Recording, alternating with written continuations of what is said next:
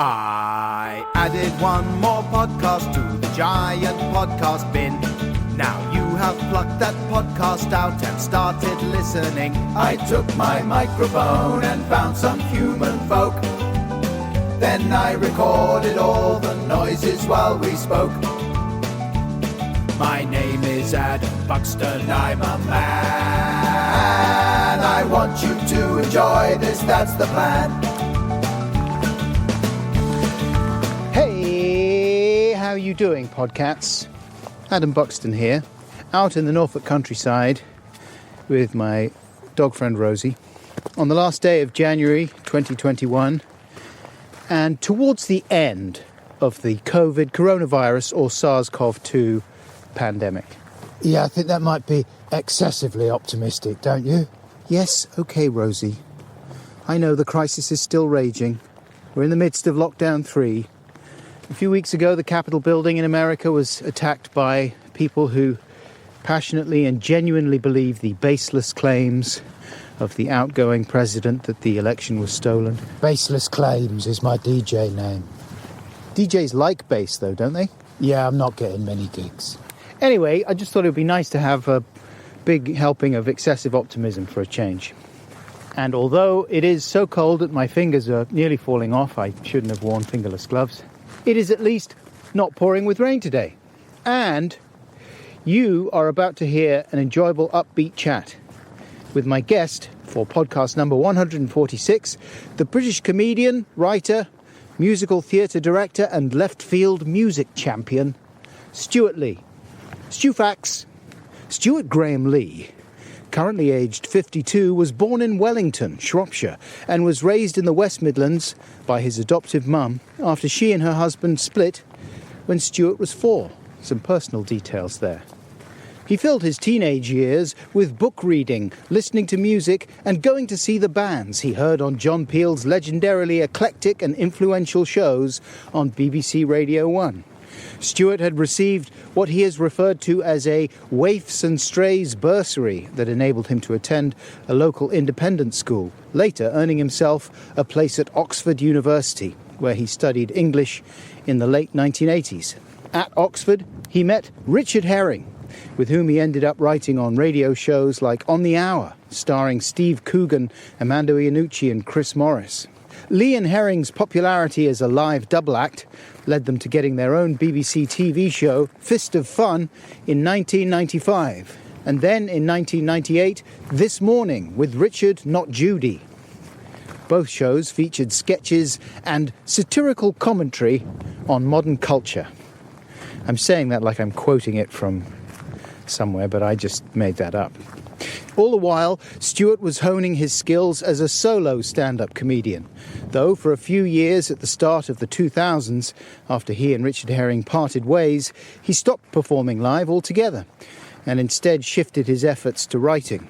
His debut novel, The Perfect Fool, was published in 2001, as well as working on music journalism and script editing jobs that included comedian Harry Hill's first TV show. In 2005, Stewart's musician friend Richard Thomas enlisted him to collaborate on Jerry Springer the Opera, which, despite massive critical success, was beset by controversy. And Stewart found himself involved in a bitter legal dispute started by the group Christian Voice over whether or not the musical was blasphemous. By 2006, Stewart had re-established himself as a stand-up comedian, and regular excellent stand-up specials have followed since then, as well as 4 series of his BAFTA-winning TV stand-up show, Stewart Lee's Comedy Vehicle, on BBC Two. Stewart currently resides in North London with his wife, the comedian and former guest of this podcast, Bridget Christie, and their 2 children. For the last few years, in between numerous other projects, Stewart has been working on a documentary about legendary Birmingham cult musician Robert Lloyd and his band, The Nightingales. The doc is called King Rocker and is being broadcast on Sky Arts on Saturday, February the 6th at 9 p.m.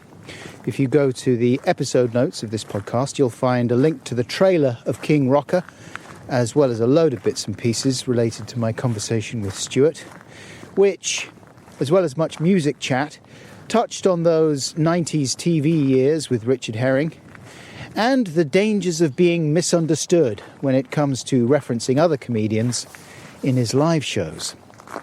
But our conversation started with me saying to Stewart, how do you feel about podcasting as a medium? Back at the end with more news and waffle. But first, here is a song that contains a bit more info on the nature of the conversation you're about to hear. How do you feel about podcasting as a medium? Well, I've only ever listened to two. I listened to one about walking around London, which is about Acton. Other than that, I've only ever listened to ones where people go, you'd probably need to listen to this because there's people libeling you in it or something. Okay, right. And so other than that, I've only ever listened to one, but I know that they're very popular. Yeah. I know what they are. Like, would you listen to an audio book? No. Do you like listening to conversations, long-form conversations? No, I just listen to music. But people these days say to you, well, what do you listen to if you don't listen to podcasts? And I listen to music, but I'm always the last person to come to anything. I only got Netflix because Bridget filmed a special for it, yeah, and she wouldn't let me watch it.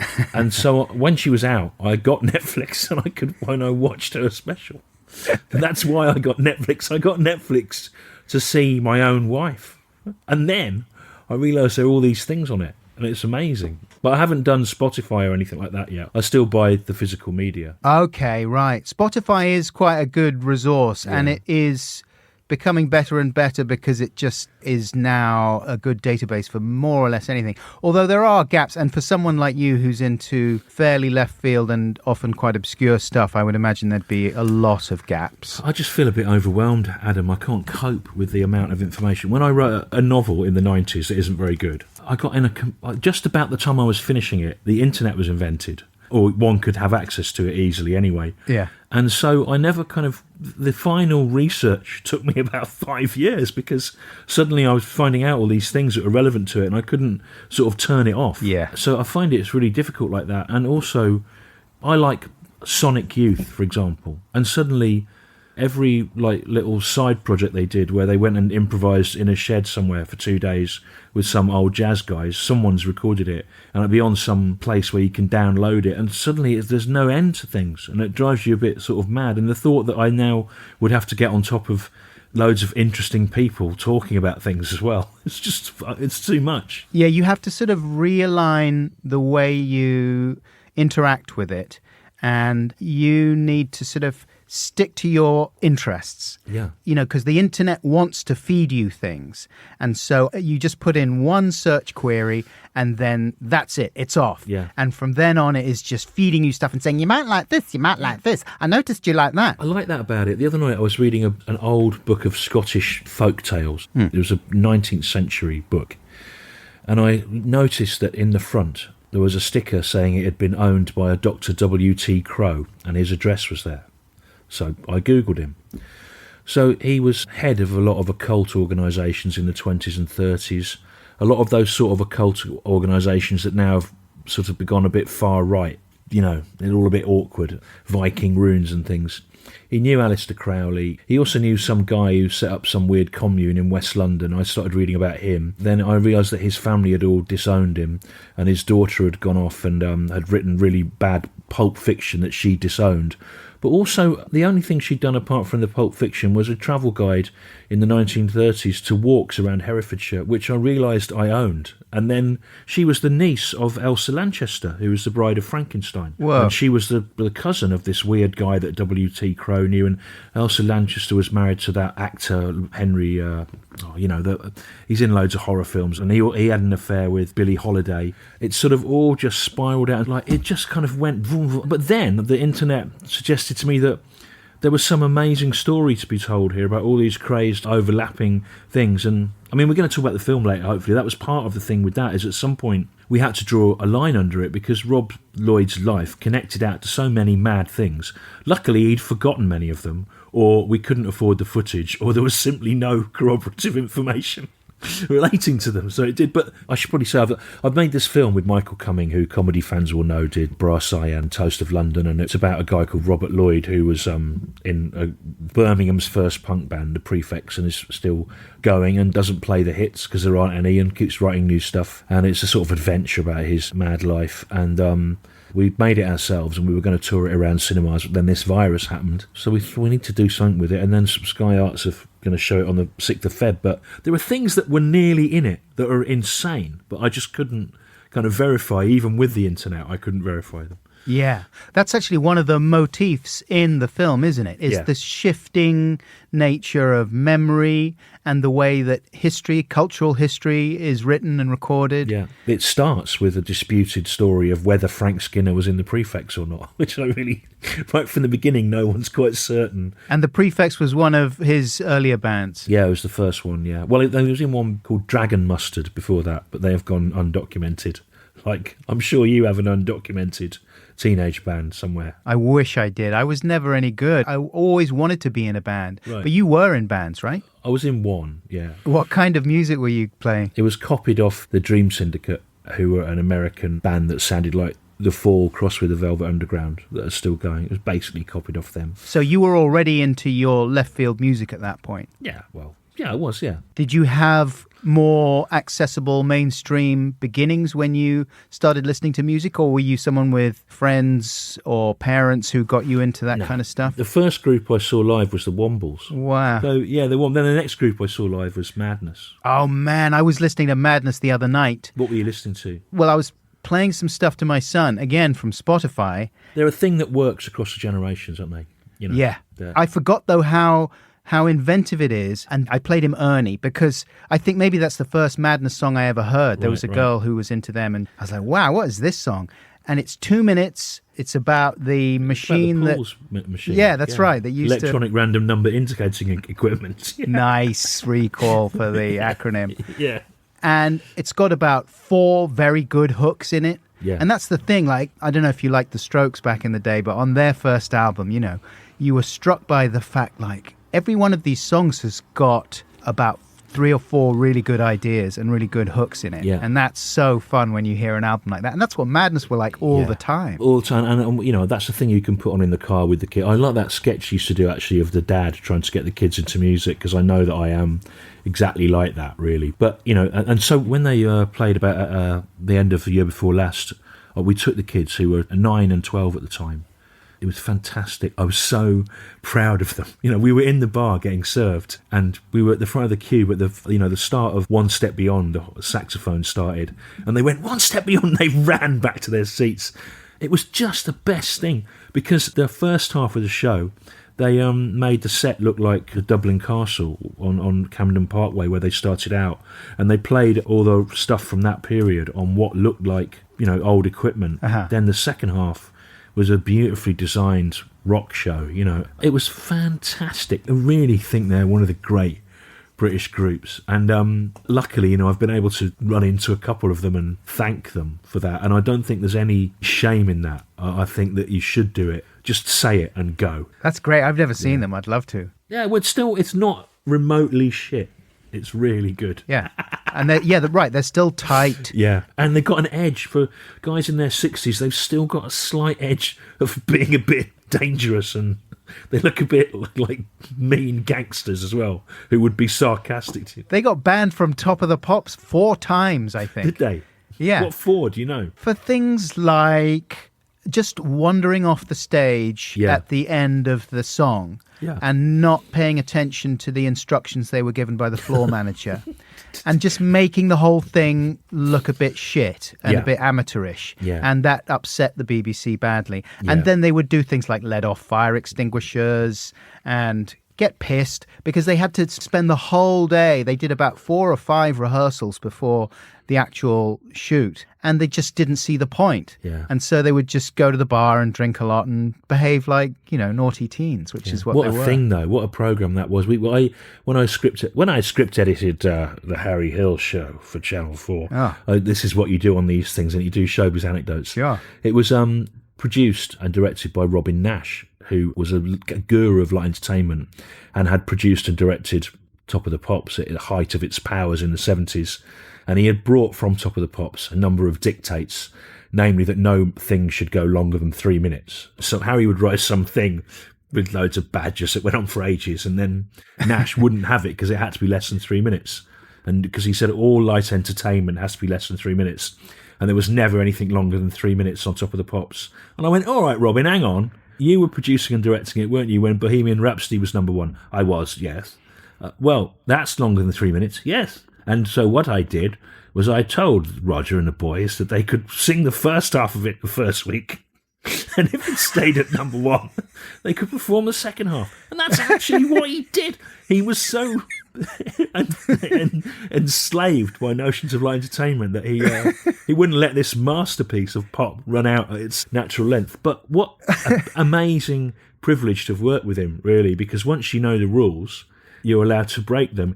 And the problem with these kids today, Adam, is they don't know the rules in the first place before they break them. So, it was brilliant. I wish it was still on, because I was number one in the charts after Christmas. Did you know that? No.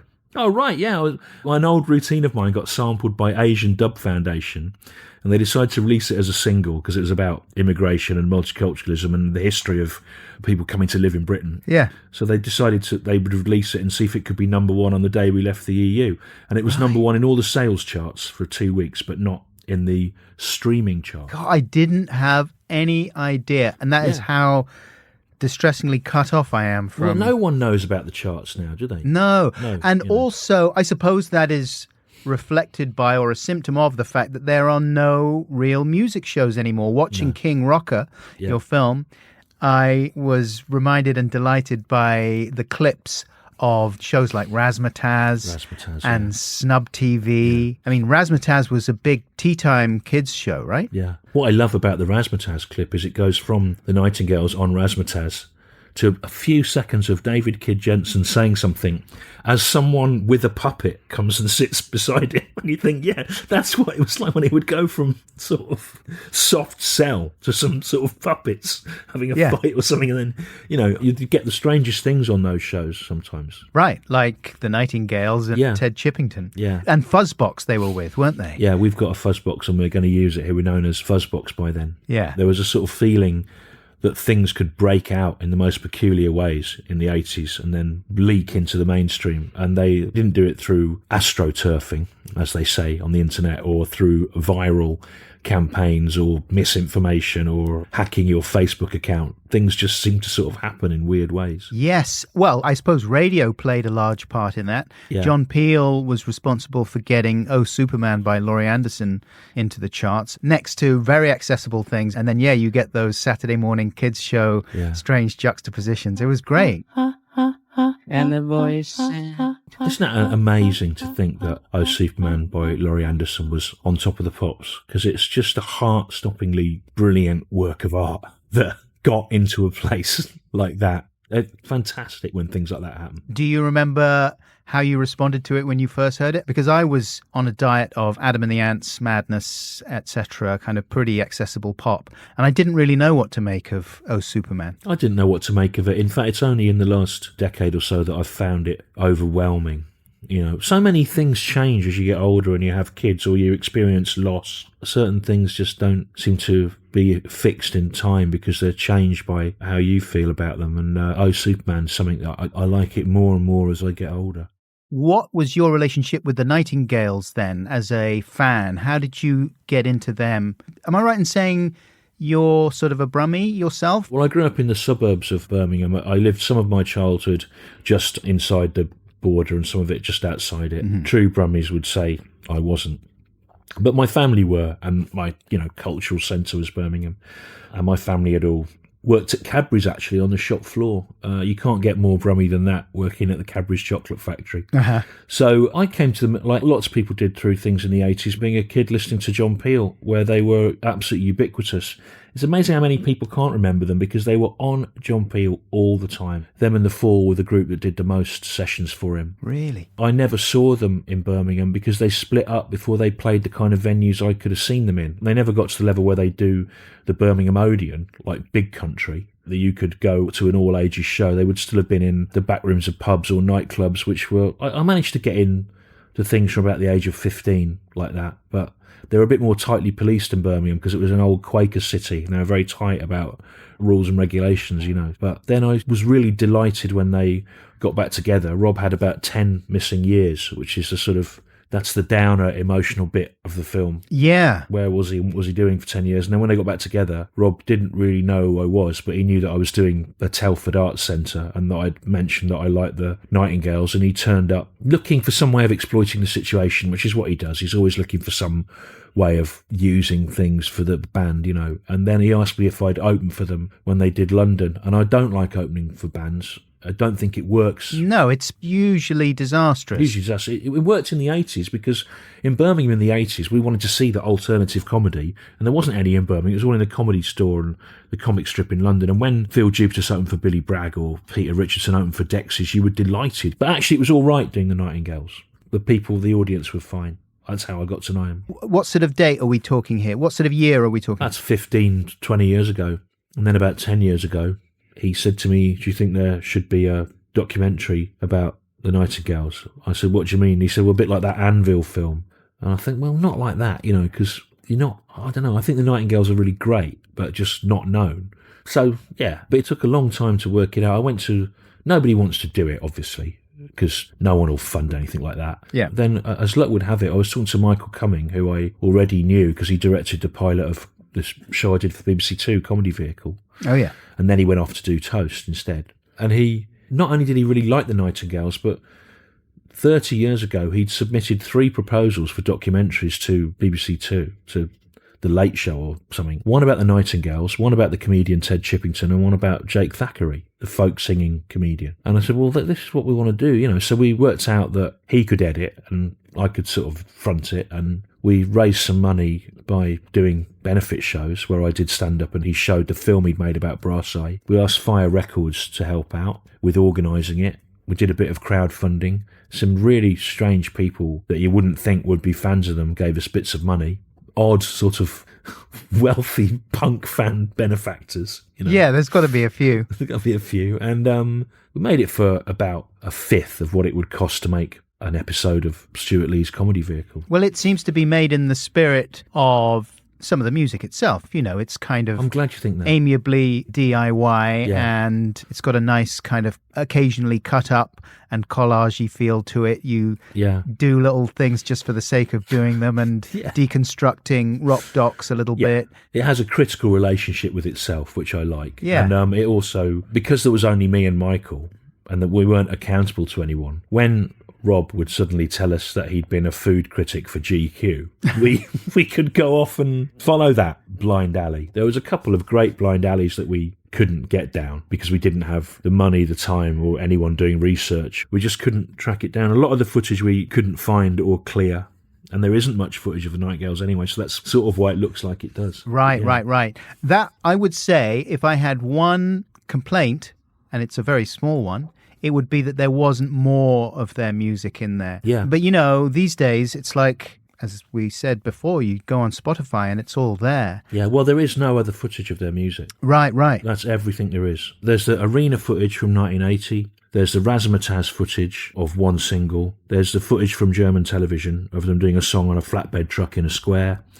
And there's a pop video for Rockin' with Rita, but WEA own it and we couldn't afford to license it. And then there's the 2 clips from Snub, which we got. Somewhere, when Rob was doing his solo album in 1990, the Shetland fiddler Ali Bain, who's thought of as the sort of Miles Davis of Shetland fiddle, and he had a show on Scottish television where folk musicians did sets on a barge floating in the Clyde. And Rob suddenly let slip that Ali Bain had invited him and the guitarist Tank on that, and had sort of told them that he was sick of folk music and how polite it all was and they should do something disruptive. And they can't remember what they did. And the footage was not broadcast and no one knows where it is. And that was something I want to see what it was that they did that was so bad on a barge on the Clyde in a folk show that couldn't be shown. I managed to find the director through the sister of an old girlfriend. Nobody knew where it was. So that kind of went missing. But that's the only bit of footage that existed that we couldn't use. You know, Yeah. that was it.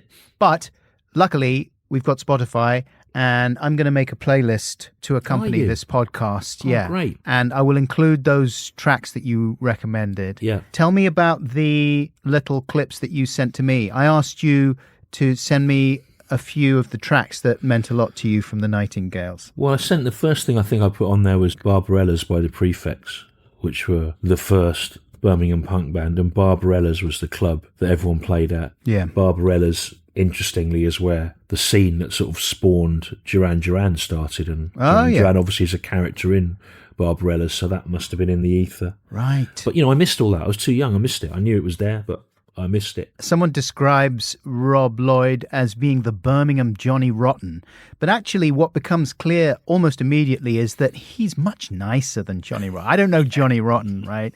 And I like a lot of his stuff, and I think he's funny.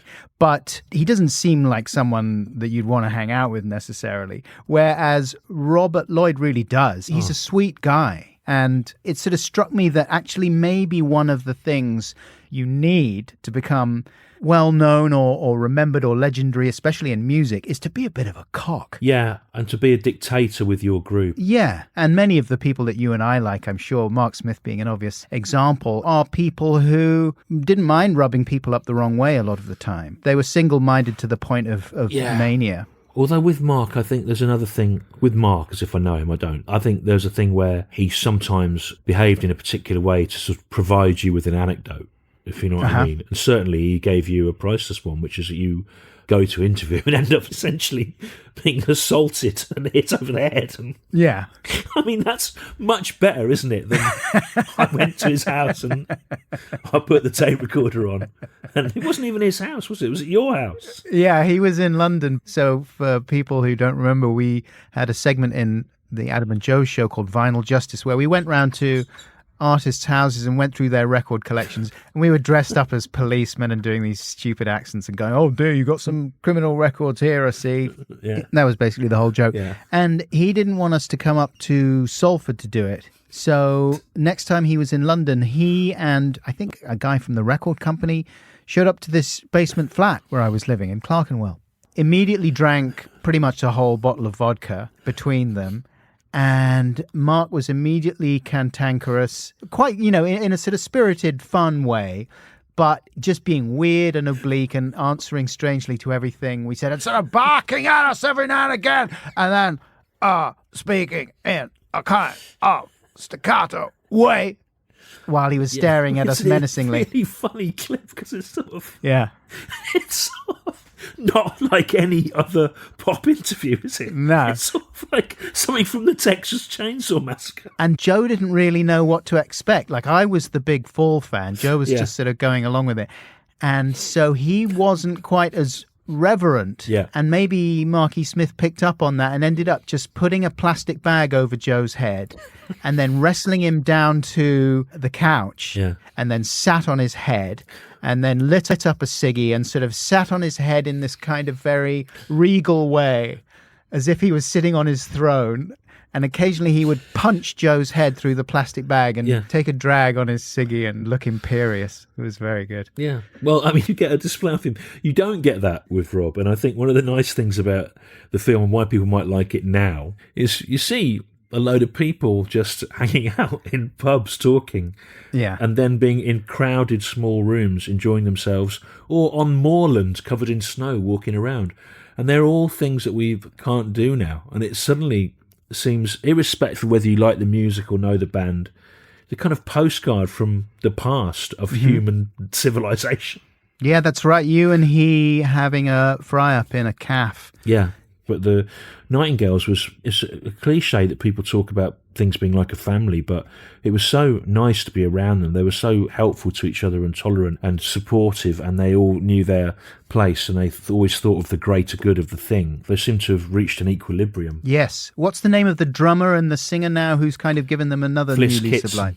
Yeah, Fliss. she's superb, isn't she? Yeah, she's Actually, great. Suggs is her godfather, I just found out. No way. But yeah, she's fantastic, and what a great character as well, and what an inspiration to young girls that want to play the drums, I mean, she's great. And to taxidermists, anyone wanting to do taxidermy. Yeah, she's fantastic, and she's really turned it around musically and in terms of the administration and the sort of spirit of it. But, like all these people, she's working as a waitress in a cocktail bar in Wolverhampton, as well as being obviously one of the greatest drummers in rock and roll, I think. And she helps write the songs as well now, does she? Yeah, they all do, they all do. Right. He does the words, yeah. I had never heard of the Nightingales at all, because I wasn't really a John Peel guy in the 80s.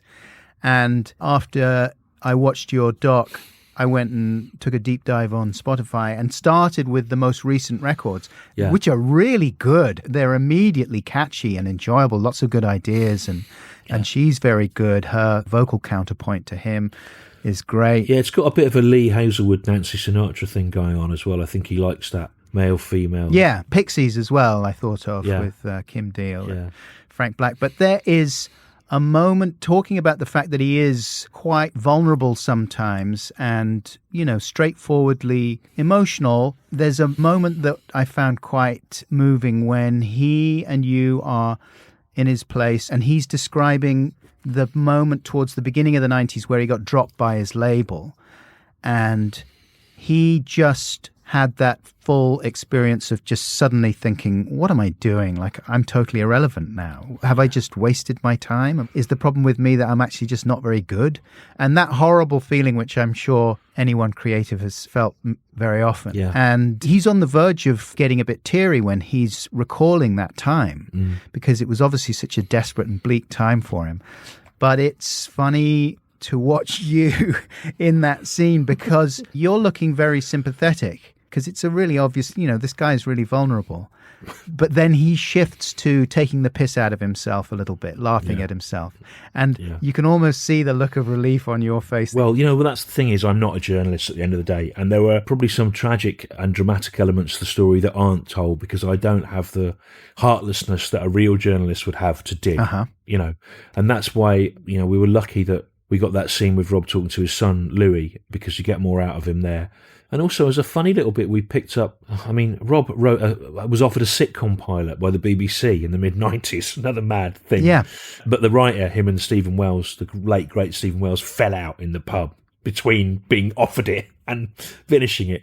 So we did a read-through of that sitcom with a cast of modern-day comedy celebrities, and Bridget Christie, my wife, really likes the group, and we just picked her up sort of almost by accident, having a conversation with him about his stage fright and how he copes with it and whatever. That again, I wouldn't have got that out of him. But the funny thing about that interview in his house when he was talking about being dropped by a Virgin, what I like is there's a sort of clothes drying rack behind him throughout it. There are loads of things like that I've noticed. There's a kid falls over in the opening. Oh yeah, that's right. 5 seconds, and the child falls over in the square behind us. It does a little ninja roll, It's gets back on his feet. Little mad things that you notice having watched it hundreds of times. I really enjoyed it. I watched it with my son. Big thumbs up from him. It was great. And he's tough, man. He's a real snob. My 18-year-old. Is that a Luke Drozd poster you've got there? Yes. He's great, isn't he? He's really good. Yeah. That's right. I've got one of your tour posters, in fact, with the... he did. Yeah, he did some artwork for this film, which has been really good as well. Yeah, he's brilliant. Yeah, he's a proper poster artist. Well, what are you up to at the moment? I am just sort of doing this, really. I mean, I'm in a slightly dangerous position, I feel, with the podcast, because I could kind of just make a living doing this for the rest of my life and never do anything else. And I think most people would be fine with that. It's not like anyone would be going, oh no, you're not going to do any more failed TV pilots. Oh no, you're not going to do any more. But I remember the last time we talked like this, or perhaps at all, in fact, was 15 years ago. At the 100 Club. Yeah. Were we on one of those bills that... Was David Cross on? That's right. It was David Cross was over in the UK, and he would do a set every night, and he was the headliner, and then there was lots of other British acts that would do bits and pieces, and you and I were on the bill one night. In 1995, I went travelling around America, on Greyhound buses, and I ended up in LA, where David Baddiel was in a hotel with his manager for some reason, and with the Spice Girls as well, who were called Spice at the time. Right. They were in the bar, and I remember talking to them. They'd been taken to LA to sort of be waltzed around, and I remember thinking, I felt so sorry for them. I thought they were so out of their depth. I felt they were being exploited, and they clearly hadn't got a hope, and it was not fair. Anyway, the deal said, we're going to this pilot. They're shooting this comedy pilot. Do you want to come? So I went, and it was the pilot of Mr. Show. Oh, wow. Bob and Dave. It was David Cross and Bob Odenkirk. Yeah, and I remember thinking it was pretty funny, but I can't believe now that I was at that. And then I never heard of them again, because back then, things that happened in America, you couldn't just look at them on YouTube and stuff. And then suddenly he was in like the Chipmunks films and stuff, and I didn't really know that he was a thing, But I thought he'd be amazed. I remember saying to him that night that I was at the pilot of Mr. Show, and he just sort of took it in his stride. I would have gone, oh, wow, really? Yeah. You know what? Another thing happened to me like that once. I was in about 1989. I went to this show in Edinburgh. There was only about 10 people there. There was a kind of weird band on at the end. It was Americans.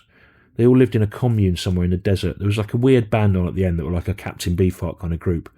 It started with a woman doing a lecture about cloud patterns on a screen, and the middle of it was a bloke, and he ate a big jar of mayonnaise, and then he vomited it all up in a perfect spiral shape, like a massive spiral about 10 foot across, like a shell coil, And I went I really miss those days of Edinburgh, to be honest. I still like going, but you don't see that kind of thing so much anymore. Then about 7 years later, I was in San Francisco, and I went to see the Boredoms, a Japanese sort of hardcore noise band. Uh-huh. And there weren't many people there. And I was standing behind this bloke, and I realised it was him. I said to him, I saw you in Edinburgh about 7 years ago, eating a big jar of mayonnaise and vomiting it up into a spiral. And he went, oh, yeah, it was me, yeah. And then he just went, I thought, you'd think that was amazing, wouldn't you, that someone had seen that? There was no one there. And also, correct me if I'm wrong, but I don't think he went on to be famous for that. It's not like loads of people saw the mayonnaise vomiting spiral man. I thought it would be really impressed. But these people operate on a different wavelength in that respect. And I think that's part of what makes them fascinating for people like you and I, perhaps. I was thinking this about the doc about King Rocker. Do you think people like you and me are attracted to these kinds of figures, MES and Robert Lloyd and Ted Chippington maybe, because they are very different? Their DNA is quite distinct from people like us. And I think of myself more than you, because I think actually you straddle those two worlds. Well, it's kind of you to say that, but if I was who I pretend to want to be, I would be Robert Lloyd or Ted Chippington. I wouldn't be someone who'd had a BBC series, And I think the film turns, in a way, on the axis of a fantastically useful quote that Frank Skinner gave us. Frank turned up, and I don't know if he'd given the fact that he was being interviewed any thought before, but he was able to come out with a number. Look, he's a very literate bloke anyway, but he was able to come up with a number of perfectly formed sentences that seemed to sum up the film and actually sort of helped us in where it was going. And one of them, he was singer of the Prefects for 5 rehearsals. He wrote a song with them, and then Rob replaced him. And, we said to Frank, do you wish you'd stayed as the singer of punk band The Prefects, brackets, rather than becoming, this TV personality and whatever? And he said, I think all cult figures wish they'd had mainstream success, and all mainstream figures wish they had the sort of kudos or whatever of cult figures. And it really sums it up. And it's difficult to have it both ways, because they require, well, the first position, being a cult figure, often requires a bloody-minded rejection of opportunity in the face, as Paul Morley puts it in the film, of a loyalty to some insane idea of purity that doesn't really exist. Whereas being a mainstream figure requires a number of moral and personal compromises that someone like Rob would probably not be able to make for various reasons, not necessarily moral reasons, but also reasons about having to deliver a certain consistency of product, which isn't the way of those sorts of artists. Yes. And, Frank just delivered it. And I think he's got a good feel for that, because he's one of those comedians who's also into that sort of music, and he has that familiarity with those sorts of figures. Well, actually, he does have it both ways in a way, although he's sort of in denial about it. He always maintains he's an entertainer and not an artist. That was a distinction that he drew. But his stand-up is absolutely of the highest quality, and it's deceptively good because it's very accessible. And yet the construction of the sentences, of language that he chooses is very literary, and he has that thing. I've said this before in things, and I always come back to it, and it probably sounds really pretentious, but it's the Cicero said, the funniest things are a delicate idea indelicately put, or an indelicate idea delicately put. And that totally sums up what Frank does. And as far as his stand-up goes, he's an artist, but he's also a mainstream entertainer who can do a chat show about football or whatever. So I think he has managed to get the best of both worlds. Yeah. One of those qualities I think that certainly I admire or envy in those singular figures is that quality of not over-analysing, not seeming to be an overthinker. There's a bit when Robert says to you, problem with you is that you analyse things too much. And I thought, yeah, that's my problem as well. Yeah. When I was working on Jerry Springer the Opera with Richard Thomas, it was Richard Thomas's idea. I was brought in to make a story out of it, really. But the choreographer, Jenny Arnold, was great. She was one of those ageless people who was fitter than I've ever been in my life at any point, even though she was probably past pension age. And when I would be sitting around trying to direct it and worrying about what to do, she had a very practical Saturday night special attitude to it, having been the sort of person that had done choreography for BBC shows where loads of young people dance on a pier. She'd go, well, just get something on its feet, just do something, and then see what happens. And she would find it frustrating that I would be thinking about what was the right thing to do. And you have to get on with something and then see what happens. And that's what I like about stand-up, is in the time that it takes the TV process to analyse your proposal, look at it, come back with notes, bounce it up to some committee, and then for all the people that were on the committee to leave their jobs and work somewhere else and be replaced by someone else. That's right. That can be years and years, during which time as a stand-up you can get out, do 30 warm-up gigs around little clubs, working the stuff out, do a 100-date tour, get it filmed, write it, do it, bang, get on to the next one. It's really like a live art form. But it sounds to me like you need to do... Sounds to me, Adam Buxton, in your room there, yeah, man, with your Yorkshire tea, that you need to do a thing. Just quickly. And that is... don't worry about it. You know, the other extreme is you get people that just produce stuff all the time and overwhelm you with it. But I think you just need to do a thing. No, I am... don't worry about it. Do a thing. I'm too precious. Just do a thing. But you have never paralysed yourself, though. You are, looking at your CV, you are ludicrously productive. And you only barely slowed down when you had children. Because that's the thing that really put a spanner in the works for me for a few years. Yeah, but I think I misjudged that. Things started to work out for me in about 2006 when I left Avalon and I tried to get control of how I wanted to work.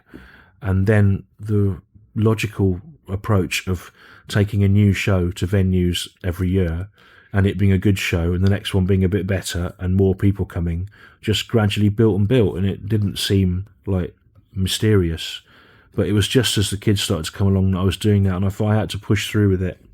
And you know, and I was away, and then I tried to pull back now for Bridget to get on with opportunities that she probably missed because I was away. But on the other hand, you know, we're lucky that meant we've got a house in this period of time with enough room for everyone and a garden with a trampoline in it, which is sort of the difference between going insane and just going mildly insane. Yeah. But, you know, I think I messed up, and I think you'll probably have a happier life and future as a result of not missing those. But my times. legacy, Stewart, my legacy. How would your legacy be? You're not old enough. No, I don't even dignify legacy. That was. I mean, I am certainly in the thick of a extended midlife crisis that is being intensified by the process of sorting through my dead parents' belongings. I've got to do that next week. Oh, mate. My stepfather died and all my mother's stuff is still there. And, you know, it's been an ongoing process for you, hasn't it? Yeah. And because I like to make everything as labour-intensive and time-consuming as humanly possible. For example, I've mentioned a few times the fact that my father was a photographer and left me with about 5 or 6 large boxes filled with slides. So, I mean, hundreds of thousands of slides. And I couldn't get my head around the idea of discarding them unseen. Don't discard them. No. I mean, for God's sake, you're a person who's worked in visual media and doing comedy. Exactly. In a high-tech fashion, and you've been handed this huge analogue resource, which will seem amazing in a digital age, and it has an emotional resonance for you. Now, bad things happen to me quite a lot, of one form or another, and I don't really do shows about them, but quite a bad thing happened about a year ago, and I wanted some sympathy, and my wife said, I envy you. And I said, why? She said, because you'll get a really funny show out of that in about 4 years' time, and I'm already, putting that together. And I think what you've got here, you're a man who's known for working with film and multimedia. You've got a box of 1,000 slides. You don't even know what's on them. And it has an emotional resonance for you about your own middle-aged obsolescence. I do know what's in them now because I'm coming to the end of the process of sorting through them. Has they not organised themselves into some sort of pattern that suggests Not really. a hilarious 50 minutes? Not really. No, because they're mainly just okay. Some of them are really beautiful landscape shots of various countries that my dad visited while he was a travel writer. And there's some really lovely family snaps, but there's nothing that jumps out as like, look at this crazy snapshot that is a revealing insight into my family dynamic. Well, then maybe it's the opposite. Maybe it's the sort of the lack of information in them is the funny thing. I mean, right. No, something may arise. But no, I certainly couldn't discard them unseen. But the feeling of going through every single one, and I did it very quickly and just had to, for practical reasons, just discard as many as I could. Because if I don't do it, someone else will just throw them away. I'm the only person left that is going to be invested in actually studying each one. Yeah. And if I leave it for another generation, if I pop off tomorrow and people have to sort through all my shit, they're going to go, that's going to take a year to go through, at least.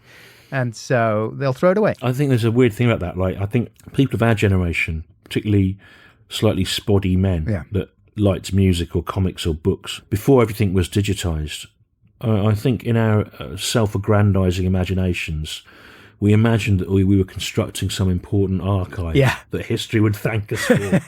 Thank God someone kept all those gold key Walt Disney Huey and Dewey comics, from 1974 that are now the cornerstone of our understanding of the future. And I'm starting to realise with my son that it's not the case. I've got loads and loads of Marvel comics, and even though he likes the films, they look like the Eagle would have looked to us. Sort of ancient, just not really drawn in a way that makes any...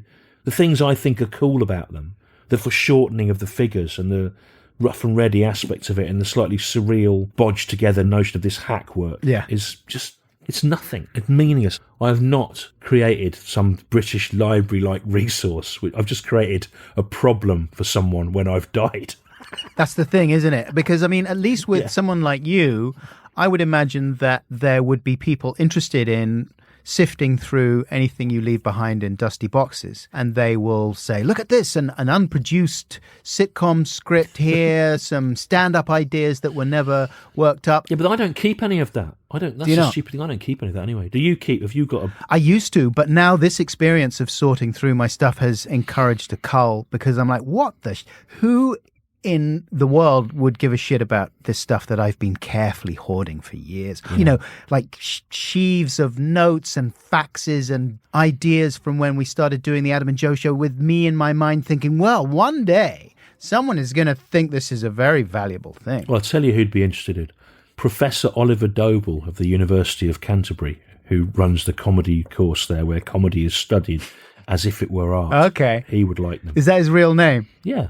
He's written them. I'm sure he would like them. In fact, I went to see him once, and he had a box containing the sort of booking book of the woman that ran the Meccano Comedy Club on Islington Green in the 80s, with her little notes about who'd done well and badly. And wow. It was like time travel. Yeah, he would love that. Give him all your stuff. All right. But look, if I turn up and Oliver Doble says, no, you're all right, that's going to finish me off. And there's no way. It's worthless.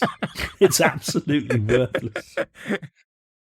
Attention. You were talking about the point at which you started getting into the swing of things around 2006. I think I had a strange relationship with you as a performer and as someone watching your stuff, because we were on TV around the same time in the 90s. When I was doing the Fist of Fun and stuff like that. Fist of Fun. Yeah. Although you got there first, and you'd already been a stand-up for a few years by then, and you and Richard Herring were a sort of fairly well-established double act, and then you did Fist of Fun on BBC Two, 1995 to 1996, and I was very jealous. I was jealous of you and Rich. I was jealous of people like Chris Morris, because all of that stuff I was into, and I had thought, that's the sort of stuff I would love to have done myself. That's funny, because I felt that Channel 4 got behind your and Joe's projects and gave them a sort of identity in the way that the BBC never really did with us. I felt like it belonged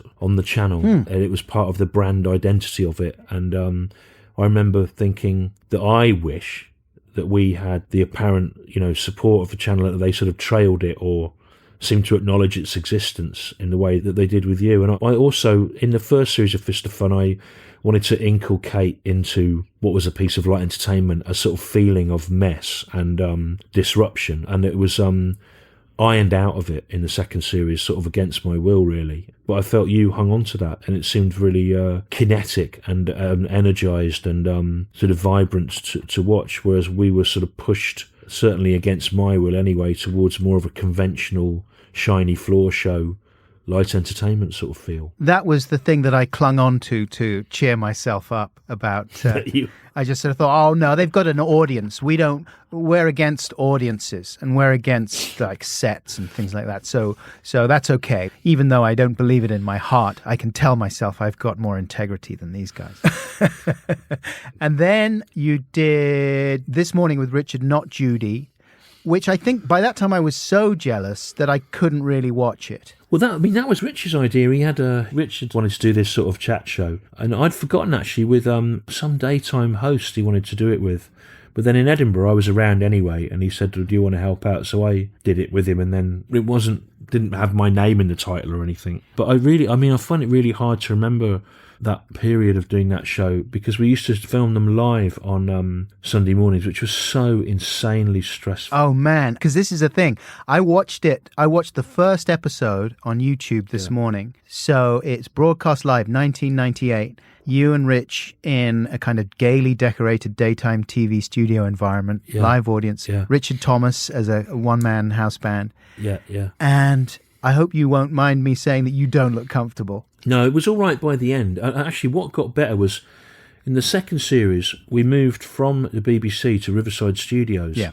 And the BBC in the 90s had an almost unique ability to suck the energy and life out of any room, And so, because they used to make all the people queue up outside in the street, and then they'd sort of shuffle them in. They weren't able to buy a coffee or a drink or anything, But then when we started doing it at Riverside, it was more like they'd come to an actual show, like going to a theatre or a club, because there was a bar on the way in. They weren't made to wait in a line in the street in the rain outside.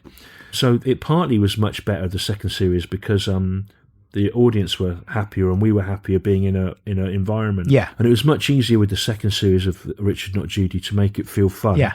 Because it was fun being at Riverside Studios, and it wasn't fun being at the BBC because the people were appallingly treated. I mean, that shows, because then I watched an episode from the second series, and you can see that you're much more comfortable, and visually you're sort of on the way to much more your 2000s stand-up persona. Yeah. On that first series of This Morning with Richard Not Judy, you're still you look like you're in a band. You've got groovy hair, and you got your top button done up on your shirt, and you look very self-conscious. And it really reminded me of myself and all the faces I used to pull and the little unnecessary hand gestures and raised eyebrows I used to do whenever I was on camera, because I didn't know what to do. I was trying to be cool and funny at the same time, and those things generally cancel each other out. Maybe giving up liberates you, because you were saying about getting to this point where you can't work out what to do and how you're going to carry on, and everyone reaches that point. After This One with Rich Not Judy was cancelled, when I say cancelled, I mean it was cancelled. It wasn't taken off for offending some sensibilities. Right, not the modern sense of cancelled. Not like now, it was actually cancelled. But the problem was that there was nothing coming in from that. I didn't really want to do anything like that again. But also I couldn't really make the stand-up work, because it may be different now, but Avalon's maths for live work at the time, basically you always ended up in debt. So you had to have something else. I couldn't really afford to move forwards, so I just sort of stopped really. And weirdly at the time, my main source of income for the next few years was I used to write 2 record reviews a week, 110 quid for the Sunday Times. Oh, yeah. And I'd written a review of a record by Hal Gelb from the alt country group Giant Sand, who I love. And he got in touch with me. I didn't know him, but he got in touch with me, surprised that I'd intimated certain things about his state of mind from the record. And we both seemed to be going through a similar thing, where he'd just been dropped by Virgin, and Virgin were I'd offered him a certain amount of money, he could buy the record back and release it himself. And I got into this email dialogue with him in the early days of email that sort of talked me out of completely giving up. I would have got some kind of job, I think, at that point. But as it is, I hung in there doing bits of freelance writing, script editing things. And then after the commercial failure of Jerry Springer the Opera, where I couldn't make a living out of it, despite it winning Olivier Awards and things. Yeah. That's when I realised that actually, if I did stand up in pubs and 100 people came and I got 60% of the door, if I could have 5,000 people that liked me and they all gave me 10 quid in a year, it would be fine. And I shrunk everything down to that, tried to sort of step away from the business of it and just try and find a way of making what I wanted to do economically viable rather than loss-making. And everything sort of followed from there. But I think you sometimes have to be destroyed before you then work out what you want to do. And really, I've just realised that I've just described the plot of King Rocker, actually, in that Rob has to realise, the fictionalised Rob Lloyd has to realise through the way that we've edited it, his story, what he holds dear and go back to it and find a way of making it work. And that's Joseph Campbell's hero's journey, isn't it? And then by the time I first watched your 2005 special, Stand-Up Comedian, you were a different person to me. And I guess I no longer felt threatened by you. I can't believe you're saying this. It was clear to me then that it was like, because at first I thought, well, we're kind of competitors. We're both doing this sort of pop culture-y deconstruction thing on TV. Right. And I felt threatened for that reason. But then when I saw you all those years later doing Stand-Up Comedian, calling Scottish people Scotch and things like that, that really made me laugh. And I thought, oh, he's totally different now. This is what he does. And I could never do that. And so I was able to sort of relax and enjoy it. And also I felt like there was a sort of vanity to you and to me very much when we were on TV in the 90s. And that seemed to have fallen away from you. Well, rapidly aging towards the end of my 30s was a huge help. I mean, Frank Skinner said to me when I was young in the 90s that my act didn't suit what I looked like because I was, a young, presentable man, and yet I had the cantankerous, cynical attitude of someone who had been through it. Then as I started to look more like that, I had a reason to be annoyed. It worked better. I think I may have overdone it now and gone too far the other way. No! No, no, no, no, no, no, no, no! No! No, no, no, no, no, no, no, no, no, no, no, no, no! No! No! No! No! No! No! No! No! No! No! No! No! No! No! No!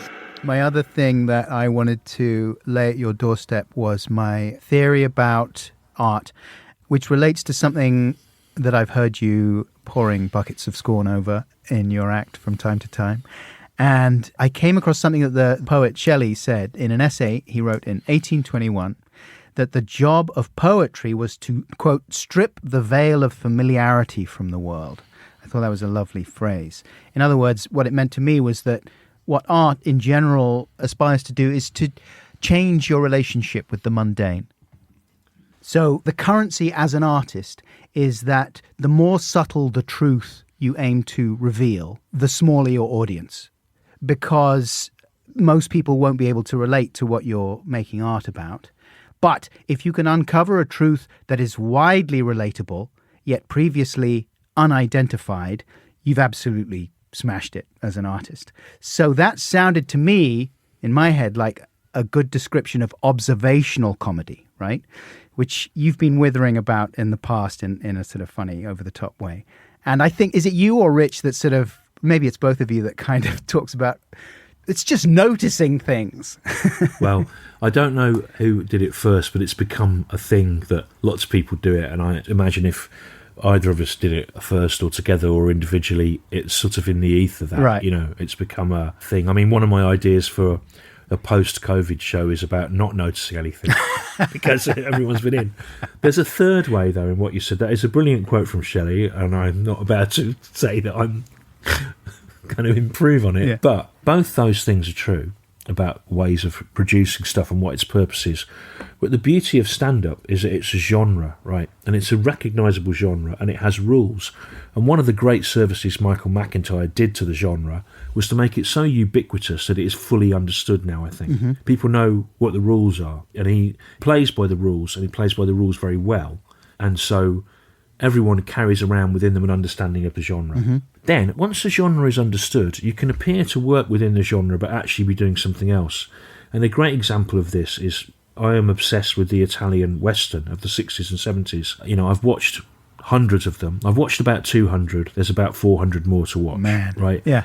And there's about 3 basic plot lines.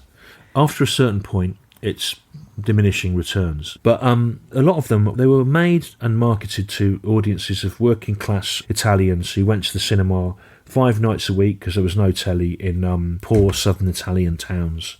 But often they were made by Marxist theorists, frustrated artists, people who'd been partisans in the war, people with a real political agenda or a belief that art should be done in a particular way. And they were able to get those ideas across, people like Corbucci and Leone, by burying them in this genre. And the audiences didn't realise they were being exposed to art or political theories because they were disguised as genre. And if the film had been advertised as a Marxist critique of colonialism, they wouldn't have gone. Uh-huh. But because it looked like it was about a man shooting another bloke and then going off with a woman in a low-cut dress, they were happy to see it. And I think stand-up is a brilliant Trojan horse for that because it's a commonly understood genre. So the third way from what Shelley has said, he wasn't to know how the world would develop. He was doing his best in 1821, is that you can sort of have your cake and eat it, and you can be someone doing something quite obscure, but you can disguise it, where the genre is doing the work of making it accessible, but the ideas can still be quite bizarre and strange. And that's why when people try to aggrandise what I do, people writing papers about it or critics are saying, I don't really see it as stand-up, it's more like performance art. I might secretly think that, I'll be pleased about it, but I'll always resist it because I think the greatest thing about it is that it looks like vaudeville, it looks like entertainment, and formally it has a connection back to the music hall, back to everything like that, and so we sort of know where we are with it. That's why I never want to stop doing it, and it's taken me a long time to work that out. Rather like in that film, it's taken Rob, he had 10 missing years before he realised that what he was always going to be was a singer in a Captain Beefheart style punk band of some sort, no matter what other things he tried to do. There's no way out from it. It's what I wanted to do when I saw Ted Chippington in 1984, and it's still what I'm doing now. And because it's genre, instead of being embarrassed about it, you can think, well, I can get all sorts of things into this. As long as there's a microphone in the middle of the stage and it looks like it's this normal piece of entertainment, then, you know, all bets are off. Yeah. The thing is that you say you've gone too far. I don't know. I mean, the thing is that it works very much the lack of vanity that it must take to look like Santa. Yeah. And I say this, you know, hoping that I'm not kind of prodding or making light of something that you're anxious about or that worries you, because I don't like it when people make comments about the way I look, you know, and I don't want to sort of be one of those people who's going, ha ha, you look like Santa. But it works for the comedy very well, and it enables you very much to do bits like the thing I was watching the other night with my family, which was from Content Provider from 2018. Your last stand-up special, right? Yeah. And you're doing a bit about... Oh, you mentioned Russell Howard, who previously you've kind of ribbed in previous specials. And the bit this time is not so much about him as his...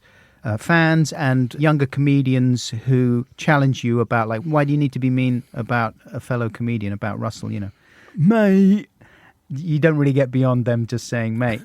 But... It's ugly. Yeah. Well, it's an ugly bit. It's funny, though, because you're mining it, because it is this older, out-of-shape guy really laying into a younger... superficially, commercially at least, and I wanted to talk to you about the whole punching up thing.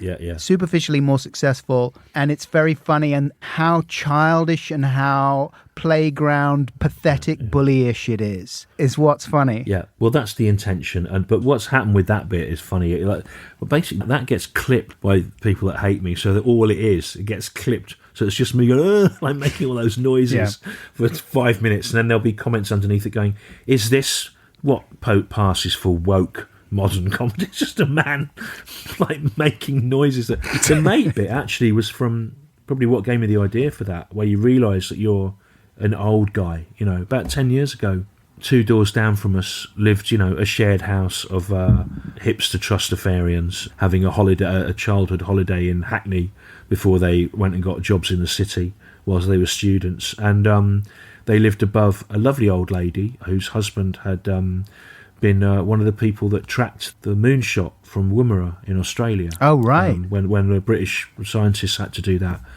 She was disabled with a little dog that she'd managed to take out every day that really kept her going. And then between them and us was an elderly art historian who didn't really look after himself or his house, but was a delightful bloke who died recently. And they just put a note out saying, we're having a party, you know, groovy man, anyone can come.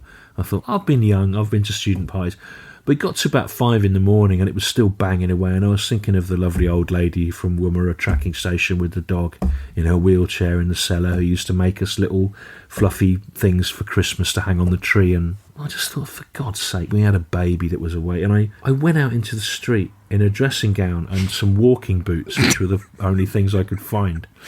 And I saw a young man in a motorcycle crash helmet through the window DJing.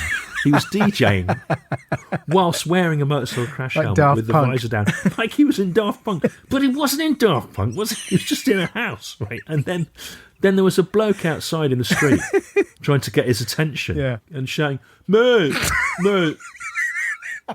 can you look, comes the door, mate. Mate! And then I went up to him, forgetting that I had just my pants and a dressing gown. And I went, how old are you? Because I was really angry that ostensibly an adult could be so stupid you know, and insensitive to. And he was going, I'm 21 years old, mate. And I was going, how fucking old are you? He's going, 21, mate. 21, mate. 21, actually, mate. Fucking old are you? And then I went, oh, fuck, and went in. And my wife often says to me that I don't realise how frightening I am, and I may be right, because obviously used to being on stage. But then, a week later, I was at little kids' football in the park, and this bloke who was a university lecturer, whose kids were also in little kids' football, he went, do you live on so-and-so road? And I went, yeah. And he went, some students of mine said that you were violently intimidating to them.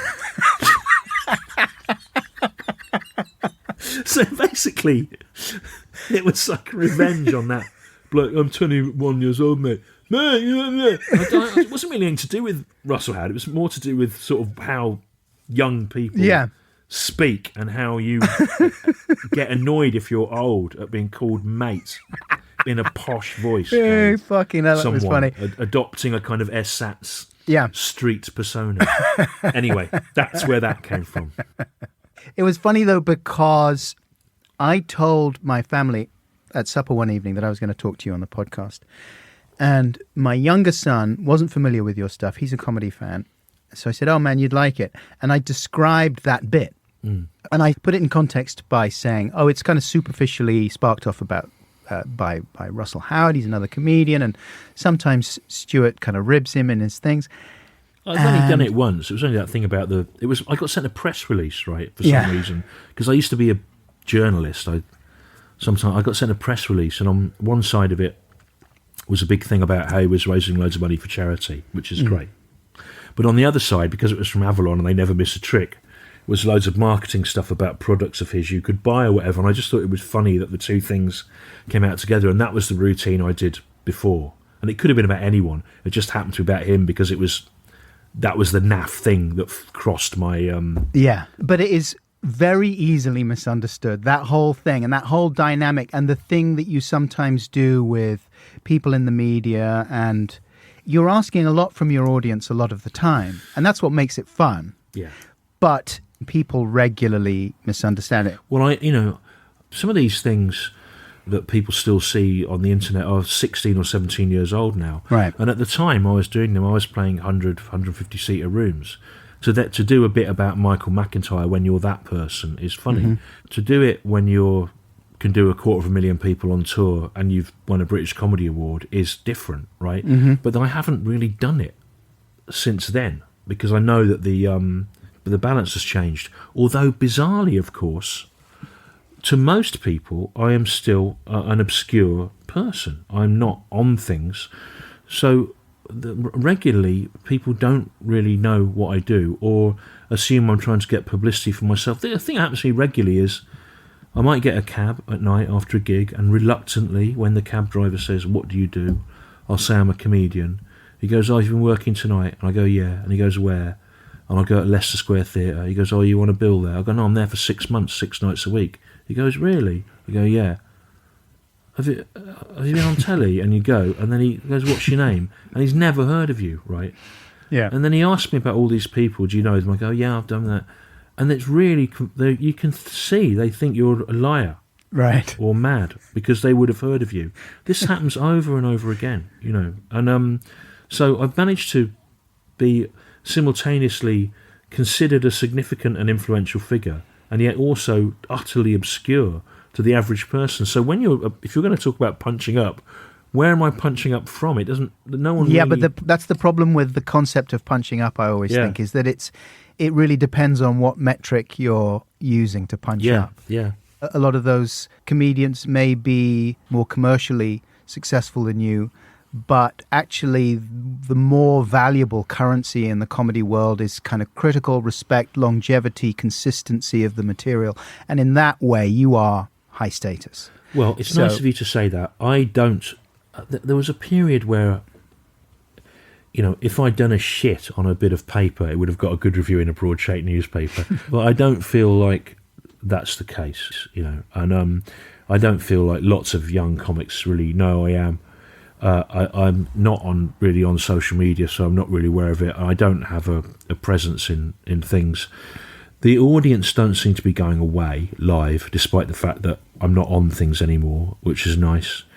Now, you know, I don't feel like I'm really in the game. You know, I've got more out of doing this than I could ever possibly have imagined, and I feel ashamed of it, because I think of all the people I think are much better than me, like Simon Munnery or Kevin McAleer, at the craft of stand-up, who haven't had the financial compensation that I've had, and I feel much more ashamed about that than I do aggrieved by the fact that people that have been prepared to make compromises or work out the kind of material that people really like have done much better. But you know, yeah, I know what you mean. You got to live with it. You know, you can't really. Although I did have a situation where I used to love doing the Galway Festival, doing gigs in Galway, because you could go afterwards off on your own. I could make 3 Guinnesses last for about 6 hours, and these just world-class folk musicians are just doing sessions, going from pub to pub, and you'd end up talking to people. And I loved it. I was not known by anyone there, and I liked being able to just hang out. But one night, I'd done the gig in Galway at the venue. I suddenly realised that I couldn't stay there because I wanted to hang out and have a drink, but it was full of, just by sheer coincidence, about 4 or 5 comedians that I'd done really long, stupid routines about there. And I thought, I've got to go. I can't really be in this place. It's too awkward. I made sort of my life really difficult. But, you know, you've shat your own bed. You've got to own it, you know. Mate. Yeah. You're reaping what you sow, mate. Yeah.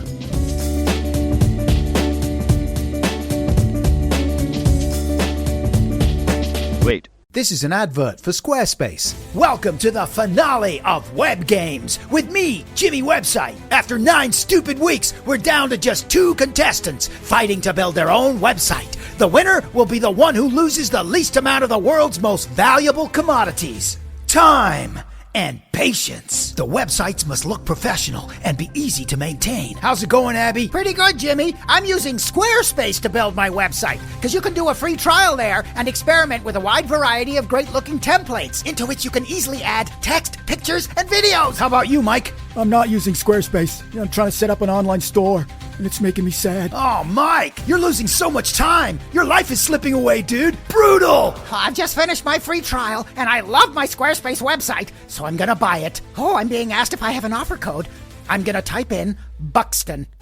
I just saved 10% on my new Squarespace website with the offer code Buxton! I just tore the last of my hair out. Oh, sorry, Mike. You are a loser, and now you're gonna be dropped through the floor onto a mat, not far beneath the floor. You should have gone to squarespace.com/Buxton, you loser. Don't worry, Mike. You still can. Thank you. Continue.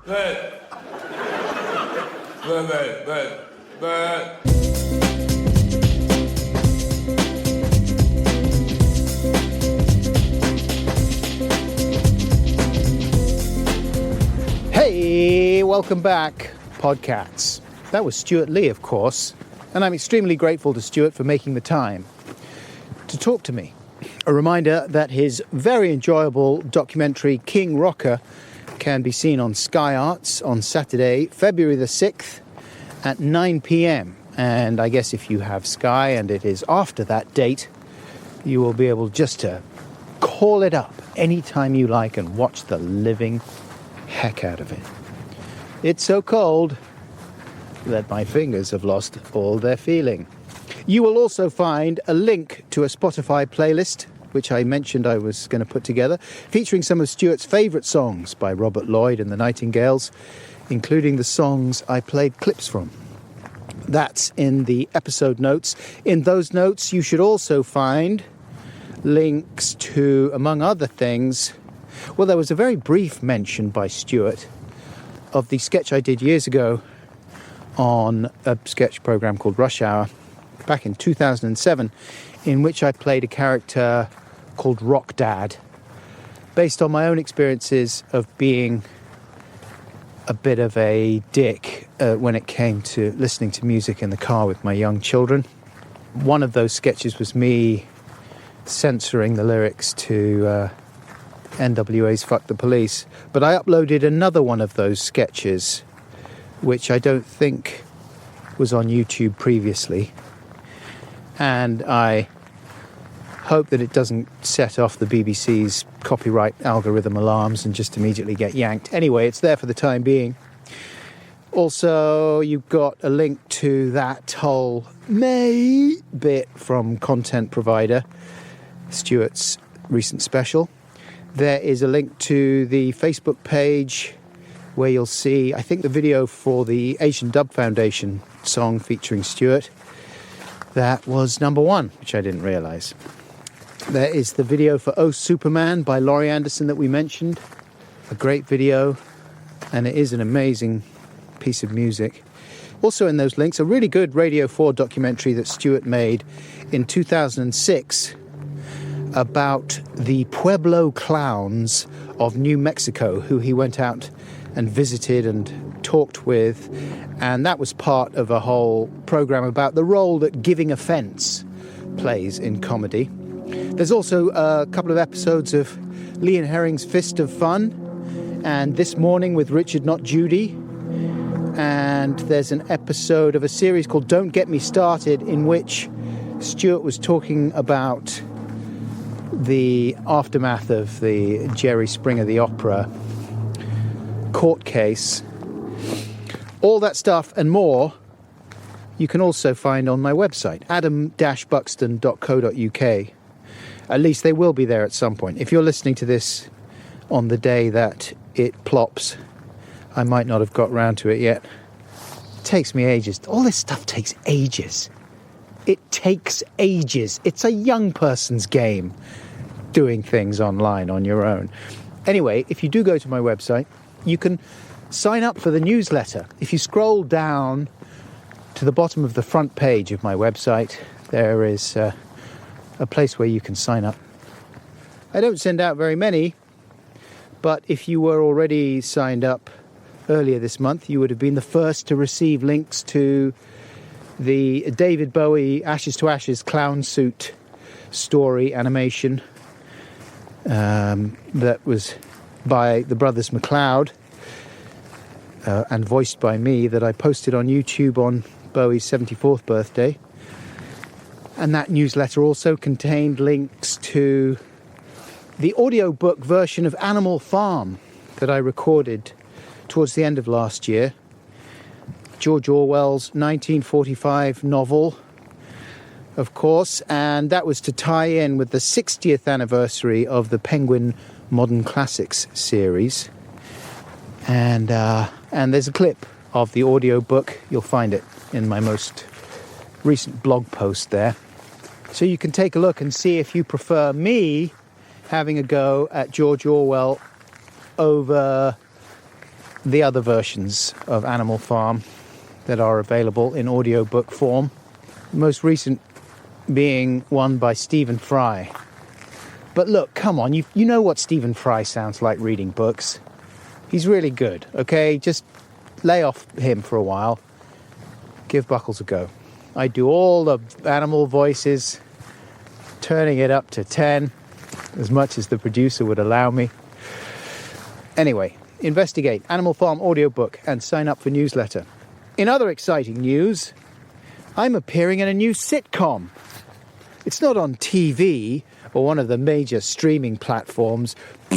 Those places are so yesterday, it makes me physically sick. No, this is a sitcom that was made in the lockdown by the people that run the Angel Comedy Club at the Bill Murray pub in North London.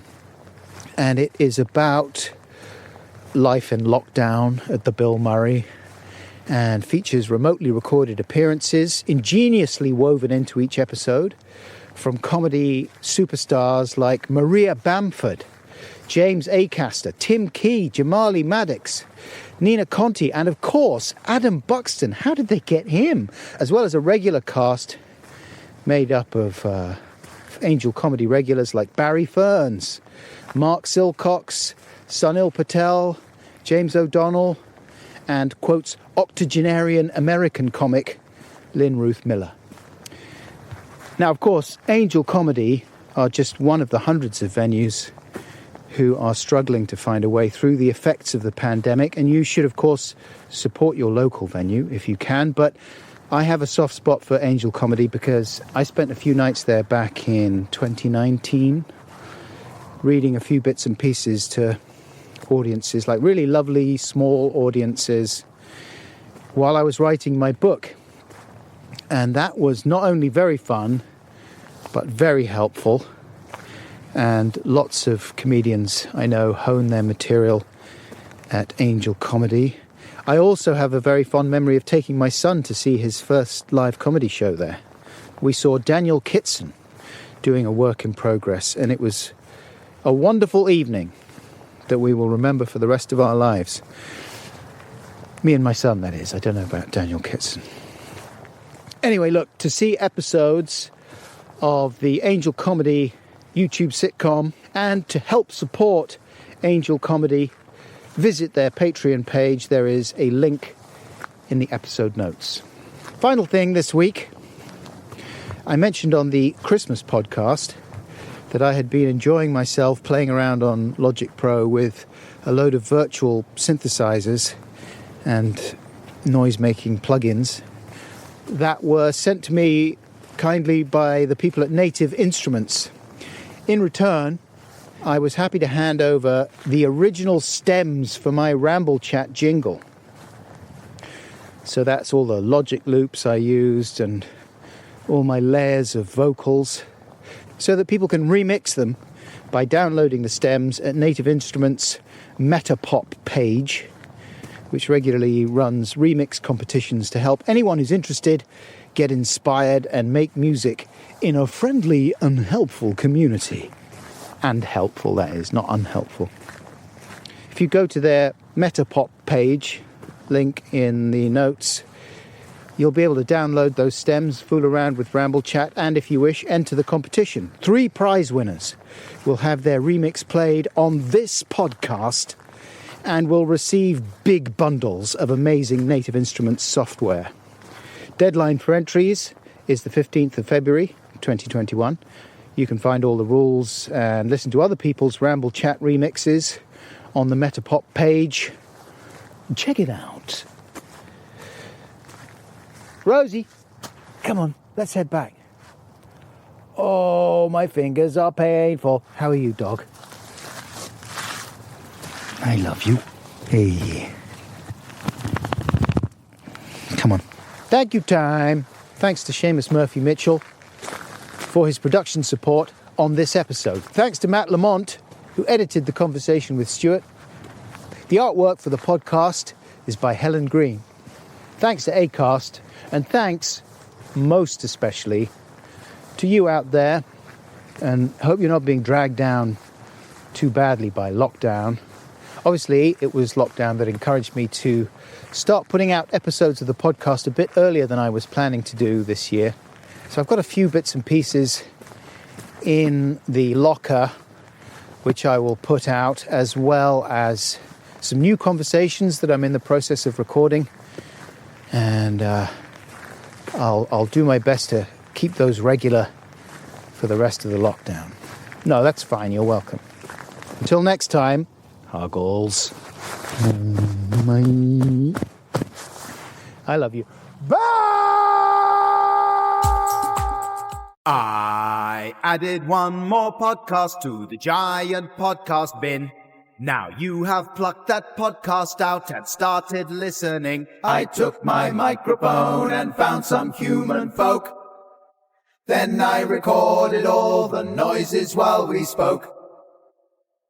My name is Adam Buxton, I'm a man. I want you to enjoy this, that's the plan. Hey, how you doing, podcats? Adam Buxton here. Nice to be with you again. It's sunny today. Whoa, what a novelty to feel the sun on my face after months and months of gloom and cold and darkness. Feels as if we're almost out the other side. Just as I said that, a huge cloud covered the sun and an icy wind began to blow in my face. Excitingly today, myself and Rosie are walking a different route. The fields we normally walk past are occupied by about 3 big tractors with machines being dragged along behind them, ploughing up the fields, sowing seeds. I don't know what kind of seeds. I'm hoping seeds of love, but it might be discontent or possibly just turnips. The only problem with walking this unusual route is that it takes us past some woodland where Rosie invariably spots a deer that she can chase after, yipping away, and then just she vanishes for a while, and it makes me very nervous. I tried to get a pet tracker, and I Googled a lot of pet trackers, and I got this one that said, oh yeah, this is good for pets. No, it isn't. It's fine if the pet is in the next room. You'd have to download an app, and if you sync it up with the app, you can press a button and the little thing will start playing a tune. Oh, there you go. You're just in the next room. But you can't use it outside, and you can't use it in woods. But I did feel as if I should get something, because there have been quite a few times recently where Rosie's just buggered off for ages, and it's quite distraughting. Anyway, listen, enough dog problems. Let me tell you about podcast. There you go. Can you hear? Yeah, she's spotted a deer, and now she's off a yipping in the woods. Uh-oh, the deer's coming this way. Let's see if I can... Rose, come here. Rosie, totally ignoring me. Fenton! Fenton! Oh, Jesus Christ! And off she goes. Anyway, listen, sorry for that interruption. I was saying podcast number 69 features a conversation with British actor and character comedian Lolly ADEFOPE. I spoke to Lolly earlier this year, 2018, and we chatted about the fact that she's recently been out in America, working with Steve Buscemi and Daniel Radcliffe, for goodness sake. Oh, Rosie. She's having the best time. out there. Anyway, yes, Steve Buscemi, or Buscemi, some people like to say, and Daniel Radcliffe. Are they nice? What do you reckon? We'll find out. We spoke about Lolly's early forays into comedy at university, and we spoke about music. Lolly's a big music fan. We talked about what she's been listening to recently, a few gigs that she's been to, including the strange sounds of Jimothy Lacoste. Rosie, I'm trying to do the intro. Oh, don't go up there. You see, this is the thing. Now she's shot off in the other direction. Rosie! Don't go over there. Uh-oh. What is she chasing? It looks like a warthog. Well, she's having a great time. I was saying that Lolly plays a character in Joe Brand's sitcom Damned. And the character is this sort of ultra PC social worker. And that led us on to discussing an exchange I saw Lolly having on Twitter about people using the N-word. And that somehow led us on to arguing about whether The Crown was worth watching. Maybe arguing is too strong a word, disagreeing. We also talked about music festivals, and Lolly mentioned to me that she's going to be performing at Latitude this year in Southwold. I said I hadn't been invited, but I'm happy to say that my wangling efforts since our conversation have been successful, and I now will be performing at Latitude 2018. I'll be doing the Best of Bug show that I was talking about last week, the 10th anniversary Best of, featuring some of my favorite bits and pieces, music videos, my music videos, other little bits of nonsense, YouTube comments, etc. That'll be in the film tent one afternoon at Latitude over the weekend of either the 14th or 15th of July. We haven't got our slot, but yeah, it'll be an afternoon thing, I should think. A technical note before we get into the conversation, you will hear that the sound is very roomy on this one. Normally, I do my best to make the podcast sound as good as possible, but every now and again, there's a technical malfunction, and I'm forced to rely on the backup recording that I make on my little dictaphone, on this thing that I'm holding right now, in fact. But you'll be amazed at how quickly your clever brain readjusts, and you won't even notice it. Rosie is now hurtling in the opposite direction. I'll be back at the end for a little bit more waffle, but right now, here we go. I got you some presents, Lolly. Thank you so much. I'm trying to be better about present buying Merry for my Christmas. guests. Thank you. Well, this is Christmas, birthday. When's your birthday? September. Happy birthday. Thank you. First of all, this is, well, I'll let you describe it. This is a bottom burp master. So you press the buttons and it makes a noise. Go on. It's funny stuff. That's a power one. That one lasts quite a long time. Yeah. That's realistic. Wet. Standard. That's not very standard, I think. I think that's more standard. Squeaky. Yeah. Cough fart. Really good. That's the standard. Ripper. That's quite musical, that one. Mm-hmm. Yeah, it is. It's like... This is like a DJ pad. There's no DJs that sample farts, are there? Yet. There should be. Yeah.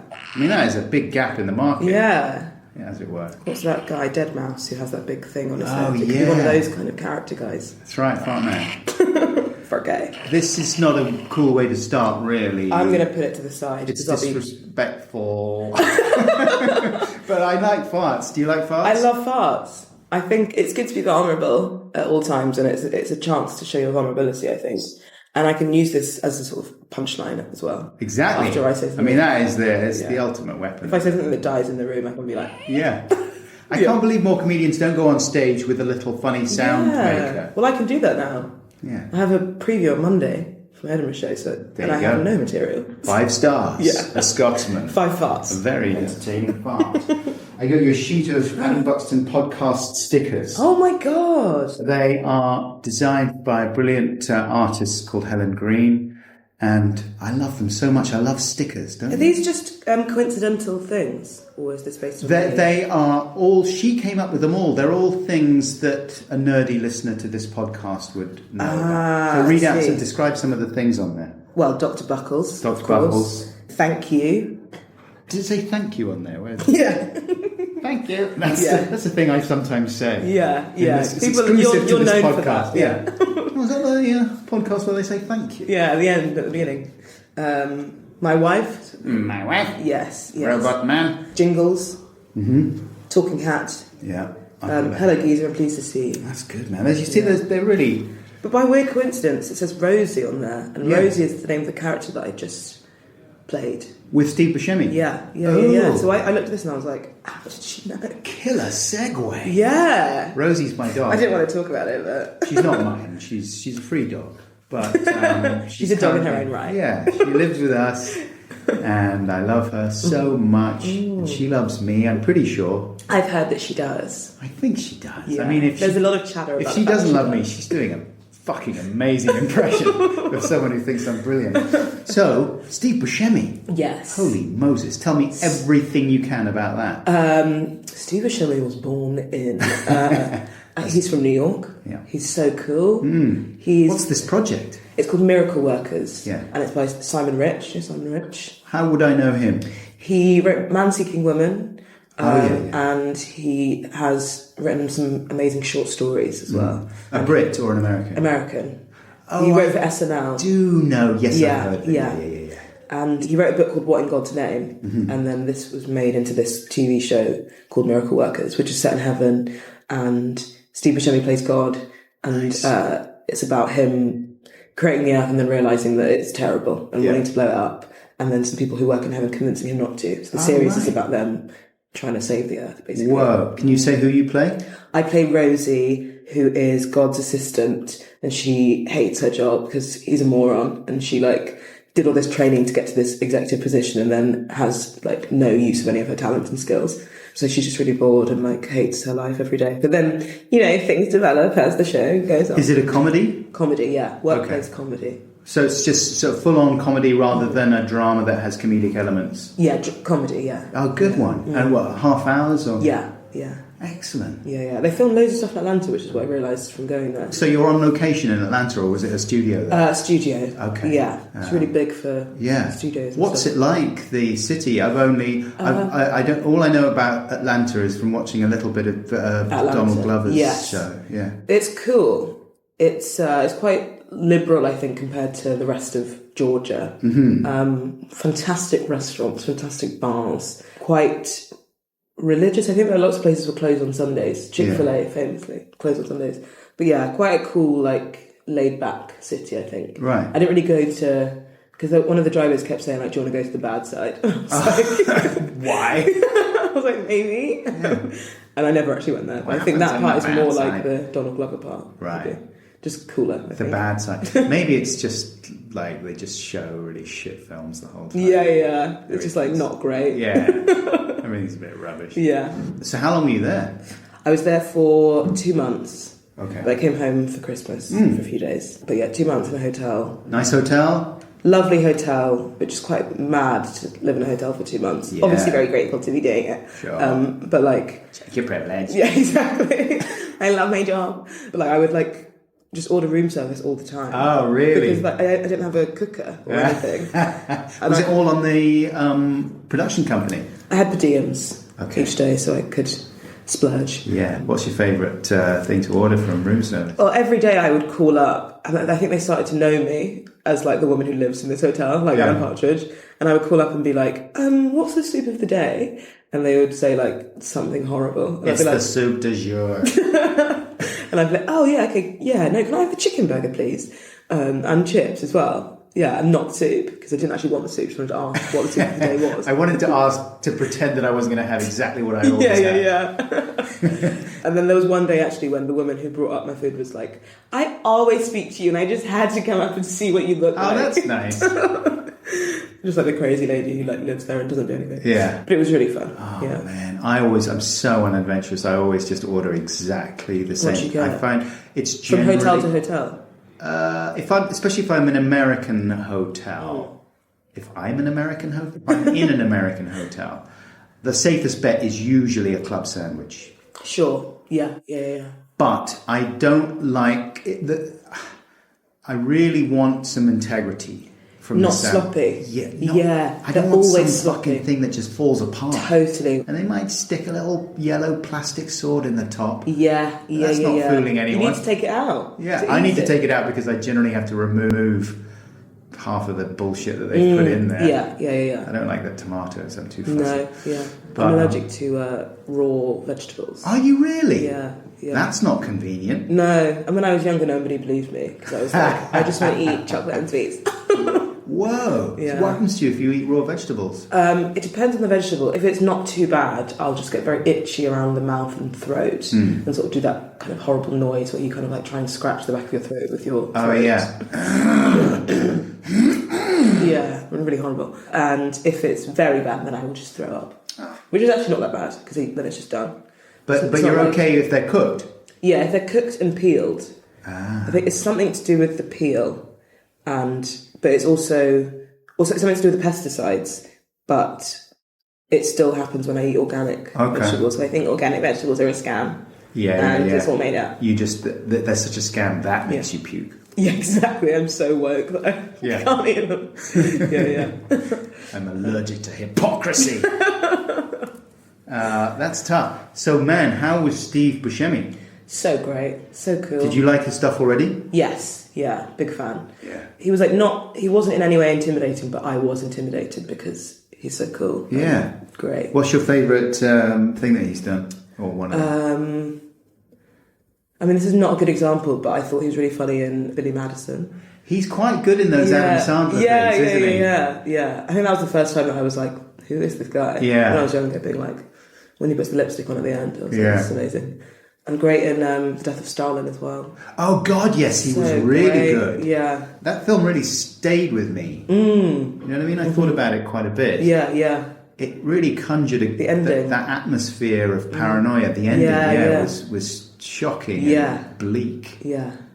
And Rupert Friend. Who knew Rupert Friend was so funny? I didn't realise that he was a Brit. Yeah, I saw him in Starred Up. That's And right. that's how I knew. Yeah. That's right. Which That was is good, amazing. wasn't it? Yeah. Oh, yeah. Who's the main guy in that? The young guy? Jack. He's in Skins. He's been Skins. Okay. Jack, I can't remember. Jack Whitehall. I've been put away. I'm going to prison because I did something like really bad. Yeah, my dad's in here as well. It's a terrible impression of Jack Whitehall. Travels with my father to prison. Really good. And how old is Steve Buscemi now? I don't know. He must be in his 60s. I guess so, yeah. So does Ageless, I guess. He's ageless. It's timeless. Does he sort of hang out afterwards? And Yeah, we had like a rap party and he came, went for dinners and he came. Very cool guy, very like easy to chat to. So it was like quite a young cast and then him. But we just all hung out and had a nice time together. It was really great. Wow, that's cool. And when does that come out then? It comes out in, I think, July. What's it called again? Miracle Workers. Miracle It comes out on Workers. TBS in America, but I don't know what the plan is for the UK. Yeah. But Daniel Radcliffe's in it. So I was like talking to the people in this at the channel. And I was like, Daniel Radcliffe's just not. yeah, I heard his name. He's coming up next. And I was like, well, you have to put it on in the UK because obviously he's got millions of fans who watch it. So I think hopefully it'll be on. How was Radcliffe? The nicest, most angelic person I've ever met in my life. Oh, really? That's good So to hear. kind and like just wonderful. Yeah. Just so sweet. And yeah, just again, so easy to get on with, hung out with us. Did he teach you any magic? No, there was one point when me and another guy in the class called Karen were having like a quite intense discussion about something to do with Harry Potter. And then I was like, no, it's the Mirror of Erised because it's desire backwards. And then he came over and he was like, guys, involve me in this conversation if you're going to talk about it. Oh, that's good. Yeah. So yeah, just like so, isn't like, okay, I don't want to talk about Harry Potter or anything. It's just so open and took us all out for dinner. Potter. Yeah. Because you could forgive him if that was his position, couldn't you? Yeah, totally, yeah. And almost like, I don't like to forgive actors for being dicks because you have a kind of easy job in some respects, but like his life has obviously been so mad that I would forgive him for being a dick. But I was talking about the wisdom or lack thereof of putting children in big films. you know. sure, yeah. What would you do if you had children? Would you try and steer them away, or? I think I would want to steer them away, but I would know that if it was me, my parents steering me away from it would make me want to do it more. Yeah. So I would have to do something kind of like weird triple bluff or something, where I was like, yeah, do it. When did you start expressing an interest in being in showbiz? From birth. When I was like maybe 14 and 15. Okay. I think, when I was younger, it was more just like a fun thing to pretend. And I would like write little stories and try and write episodes of things. You try and write episodes of things? Yeah, I would try and write a new episode of a TV show that I already liked. How would you do it? Like, would you plot it out in a way that looks a bit similar to a screenplay? Yeah. No, never like that. It would be like me in my notebook. You'd sort of write it like a story? Yeah, totally. And it would essentially just be a TV show where I fancied someone in it, where I write in a new character who comes to the town, it's just me. That's you. Yeah. And he shakes everything up. Yeah. And just like that annoying thing of being like, she didn't get on with girls, but she really got on with guys. She's a real tomboy. Yeah. What would your character be called? Madison. Oh, really? Yeah. There was one that I wrote that was for a show called Everwood. Yeah. And then, because it was so slow to come over to the UK, I'd only seen the first season. And so I wrote this character called Madison that was basically me. And then found out in the second season that there was a character called Madison. So then would like have to rewrite everything and be like, oh my God, I've got to change everything because I'm not that Madison, I'm a different Madison. So yeah, I would write those kinds of things. And then when I got to like sixth form, wanted to do drama, but couldn't do it because of something to do with my school or like timetable. Where did you grow up? Sutton, South London. And went to school in Surrey. Right, okay. Non-such high school for girls. Yeah. Was that nice? Yeah. So I was thinking about this yesterday. I was like I complained about it at the time because there were no boys, and I was just at that age where I was like, it's better for girls to learn with boys around, even though now I'm like, obviously not. It's obviously such a distraction. Well, that's a big thing, isn't it? We have a young daughter, and we're having that conversation at the moment. What is the best way? My instinct is no boys. I think for a girl, definitely no boys. Yeah. For a boy, probably better to be with girls. I don't know, because because girls can be very harsh with each other. Oh yeah, there's that side of it, yeah. And maybe boys can sort of break that up a little bit, I don't know. But then it gets too competitive. Yeah. I think it depends on the person as well. I think I was already distracted enough by the idea of boys that if I'd been with boys, I think I just wouldn't have done any work. But if it's the kind of person who like has a good head on their shoulders and is like, boys are trash, then I think it'll be fine. Yeah. But so wanted to do drama, didn't do drama at school, then wanted to go to drama school. My parents were like, no. Oh, really? Do a proper degree. Oh. Yeah. So and then was there a cue tantrum? Yeah, mild tantrum where it was kind of like, I kind of see where they're coming from, but also you don't understand me and this is all I can do. Even though I have no training. You need to nurture my genius. Yeah, support me in any decision I make, no matter what. So I did English and did lots of drama at university. Okay. Extracurricular. Where did you go then? Loughborough. Loughborough, how was that? Fifth choice university.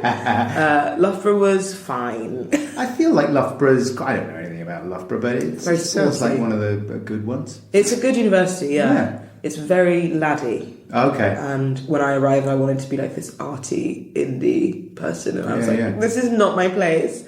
I'm not this kind of girl.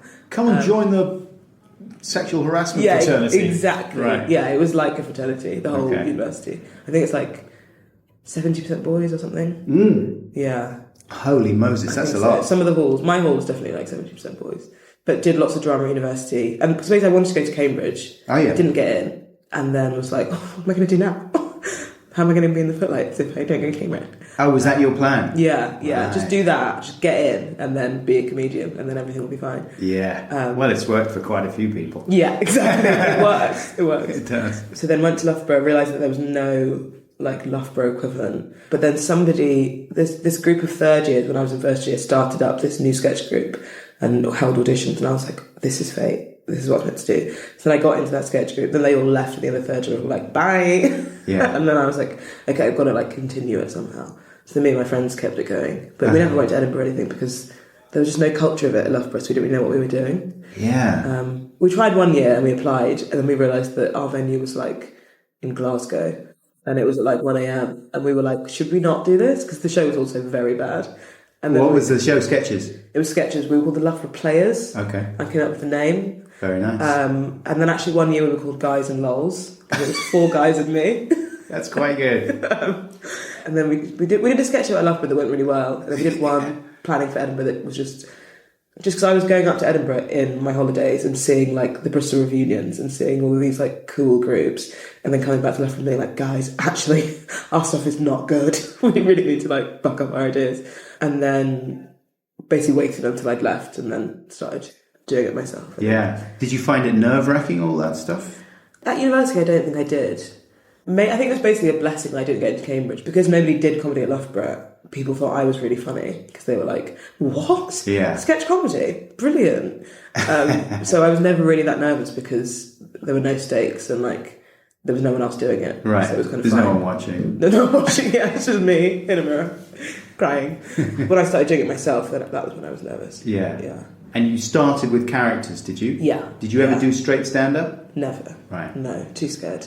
I agree wanted with to, you. yeah. Nah, it's too much. But loads of stand-ups say like characters are scary, and I'm like, what are you talking about?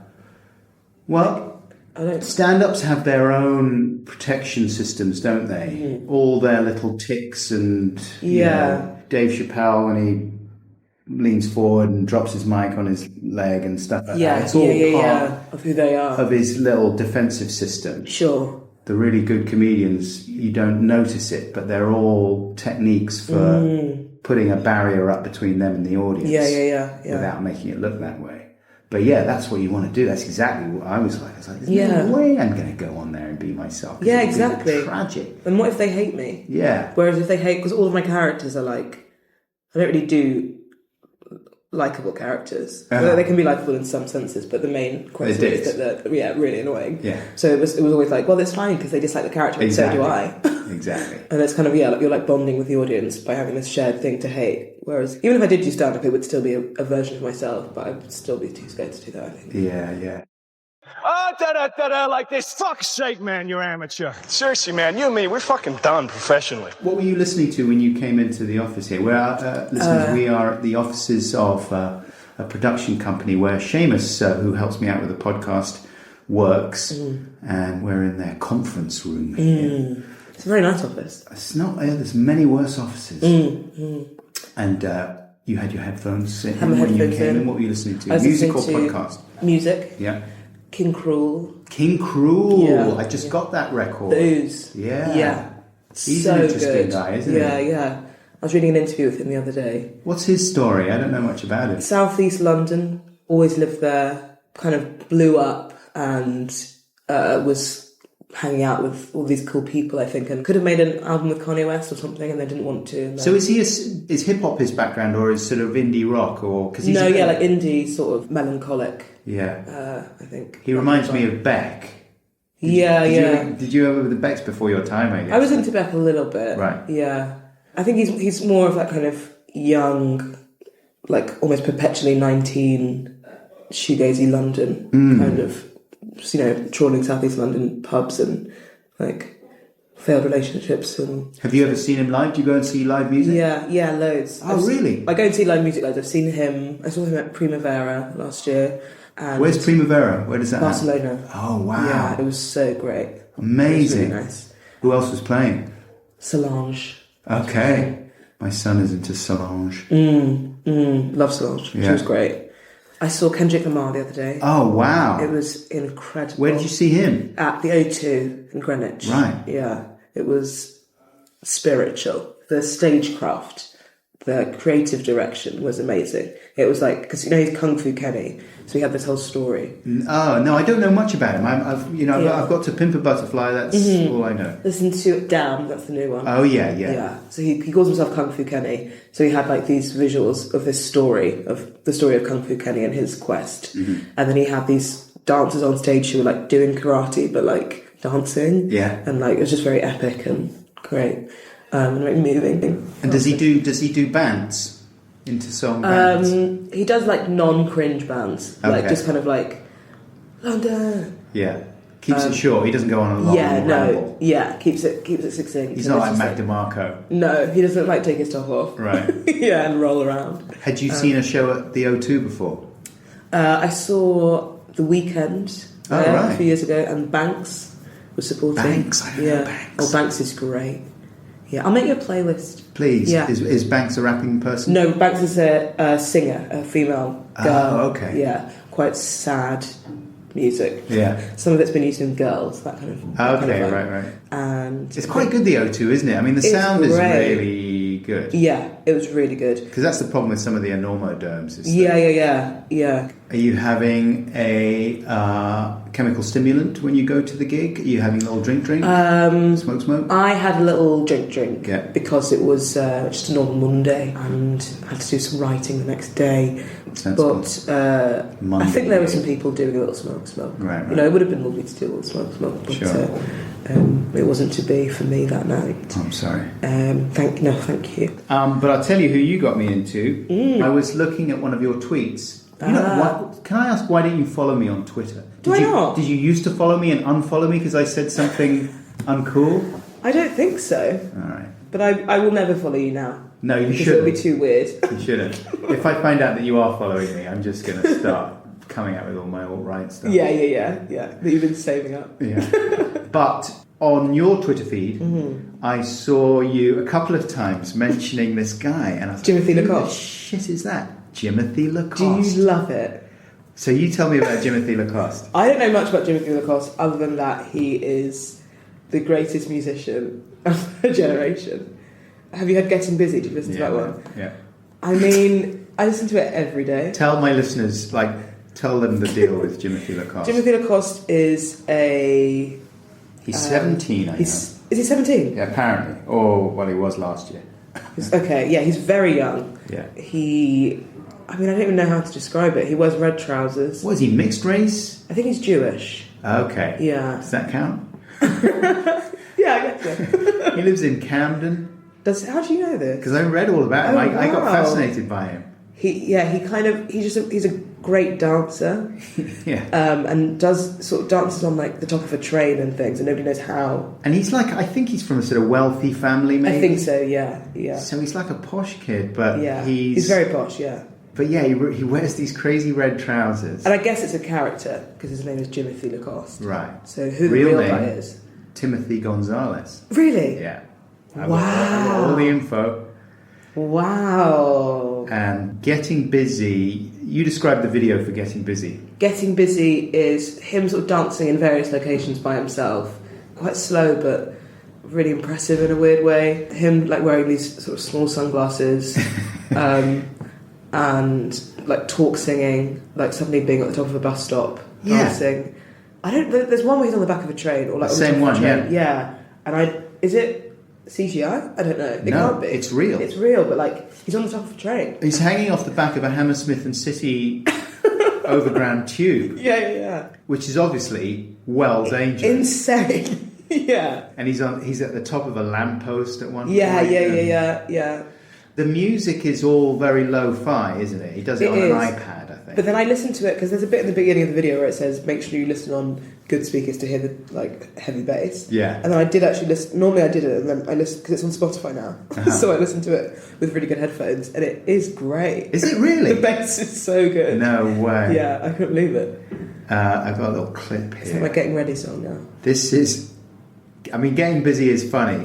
Describe what he's talking about in Getting Busy. He's talking about how... Is it the one where it's life is good when you're eating healthy meals? Yes. And when you've got a schedule. And what am I going to do on Monday? I'm getting so busy. What am I going to do on Monday? Monday. Boy, I'm finna get paid. Boy, I'm thinner. Thinner, I'm going to.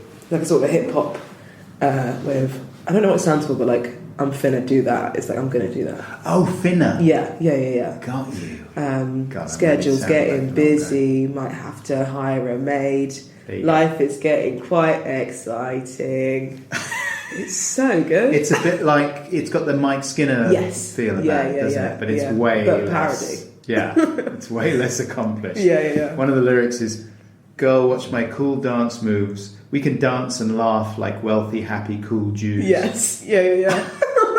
So I guess, yeah, he is Jewish. He's got another song called Drugs. Yeah, Drugs is really good.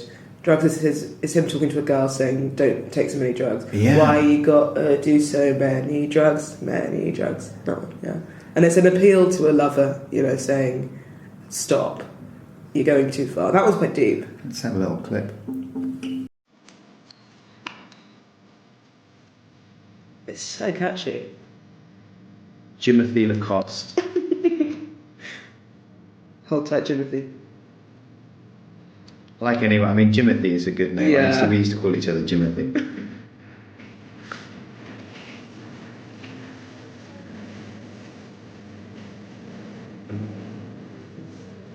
That kind of thing.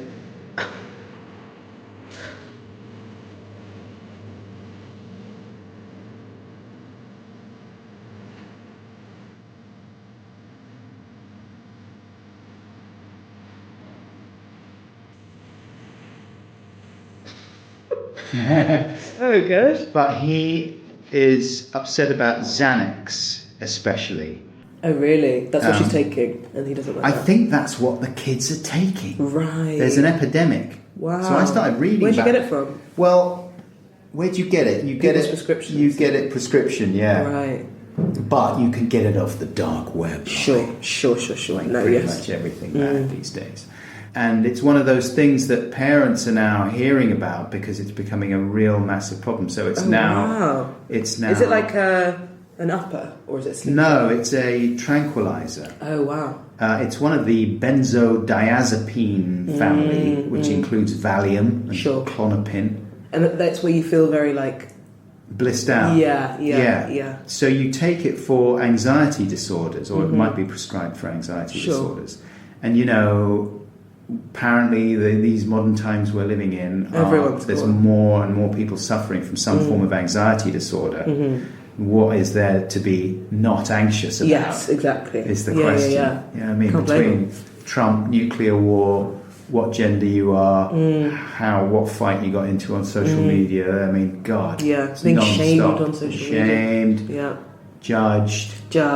Body image. Body shame. Slut shame. There's no end of things to get anxious about, right? So everyone's getting anxious. But apparently it's the thing, like kids are sort of dropping loads of Xanax. Well, that's so cool that Timothy's doing this. Yeah, Timothy's weighing in. Yeah. Flushing them down the toilet in one scene. Love it. So let's hope he's not doing that ironically. It doesn't seem like it, don't you think? Like it seems like it's from the heart. I think it seems like it's ironic, but it's also from the heart. Yeah, I mean, there's one scene where he's kicking what appears to be a large plastic bag of cocaine. Yeah. Like a football. Yeah. I think it's it's a joke, but it's but seriously. Yeah. Come on, Jimothy. Yeah. I think because I read an interview with him, and I think he's genuinely dismayed by how prevalent it is. That's so cool. And how it turns people into dicks. I love Jimothy. Ugh. How did you find out about him? Someone shared it on Twitter, I think. I think last year they were like, this guy's going to be big. Yeah.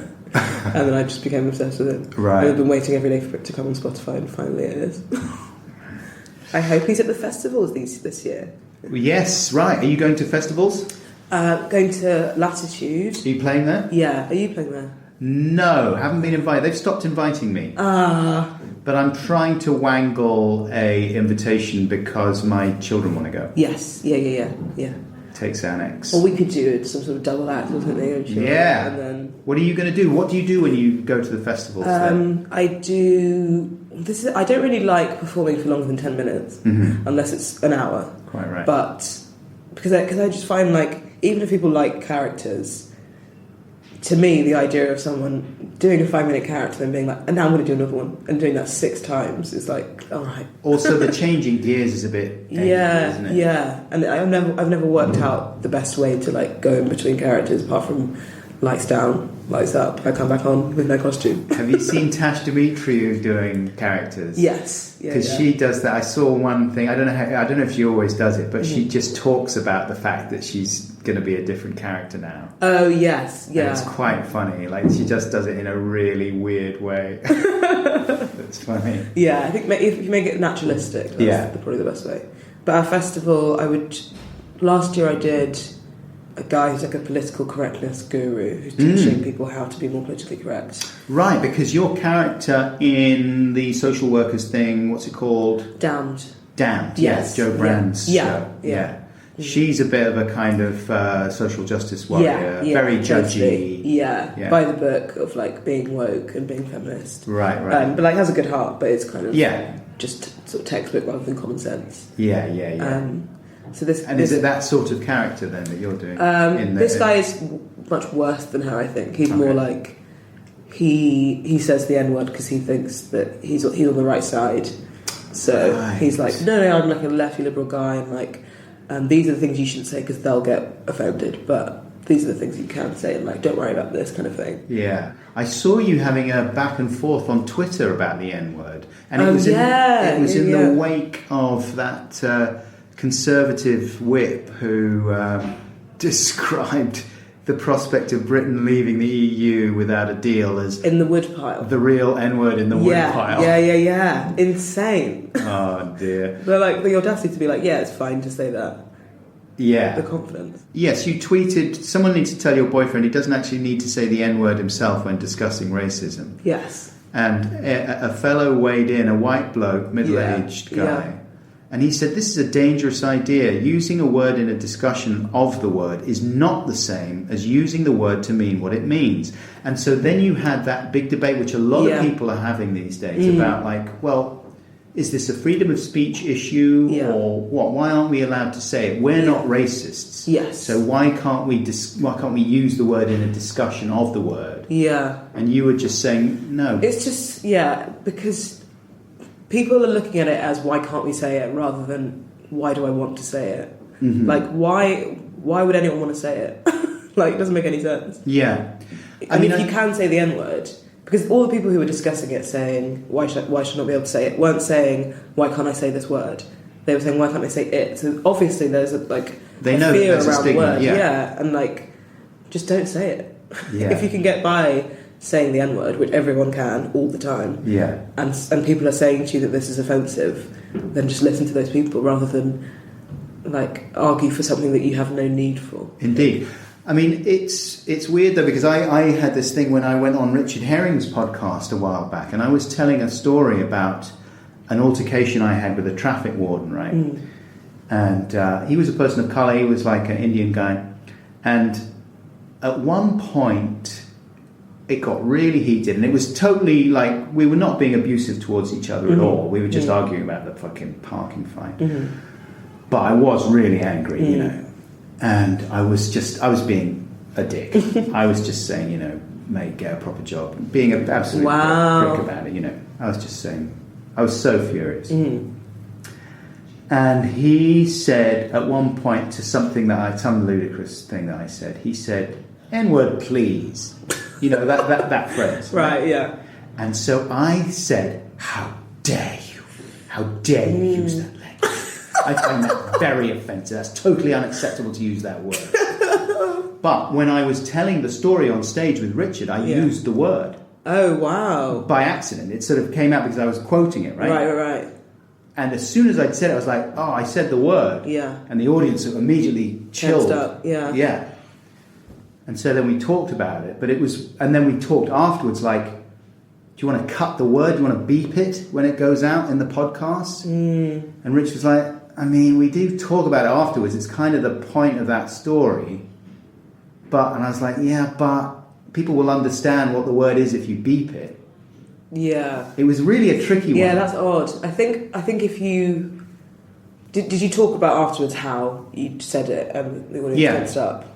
Then I can leave it in, because then it's like the reason I always think about things is like, is what you're doing going to help the cause in general? Like if you keep it in and you discuss it, overall I think that will probably like go some way to counteract saying it.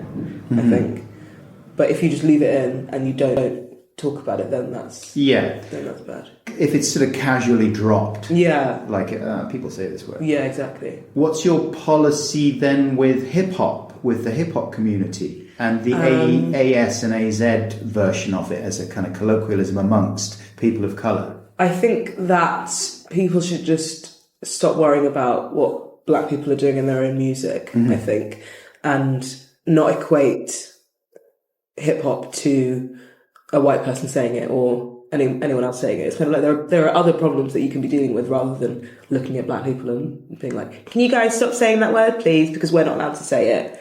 It's like, you fix the problems that are like rife in white supremacy in these countries, and then leave us to have our music we've created and kind of do what we want, I think. Because it's obviously like so different when it's wielded by those people. When I was on the tube home from Kendrick Lamar the other day, people were singing, because everyone was from the gig, and then people were singing one of his songs, and then it had the N-word in it. And I think they were maybe like Middle Eastern, but they were all kind of like jollily singing this song, and everyone was kind of like, oh yeah, like that was a fun thing that we all just did together. And then they said the N-word, and then I kind of looked over and like caught eyes with another black girl, and we were kind of just like, what's going to happen now? And I think everyone tensed up a bit because nobody in the group of people singing was black. And then the people singing kind of sort of like started to mumble the rest of the words and then slowly stopped singing.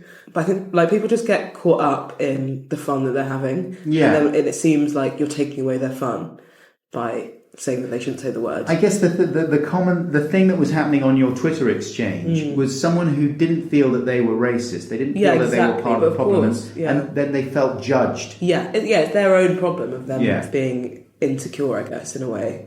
They felt that they'd been told off. I think that's the thing that happens a lot of the time, is the tone sometimes of the exchange is just like smack hand, and you're like, well, I'm on your side. Yeah. I guess, it's just people kind of making it all about them in a way, because it's like, this isn't about you. Yeah. It's not about you, Adrian, I think was his name. You're right to say this word. It's about a much bigger picture. Because I was talking about this with my housemates yesterday. I was like, it's so interesting that like in this culture of offence and like victimising and things, I feel like we're at a point where if someone comes and says, I feel offended by this thing, our natural reaction is to say, no, you're not, and I'm going to explain why you're not and why you shouldn't be. Whereas if, like, obviously it's not the same, but like if someone comes and says like, oh, my leg hurts, then you'll be like, oh, who hurt your leg?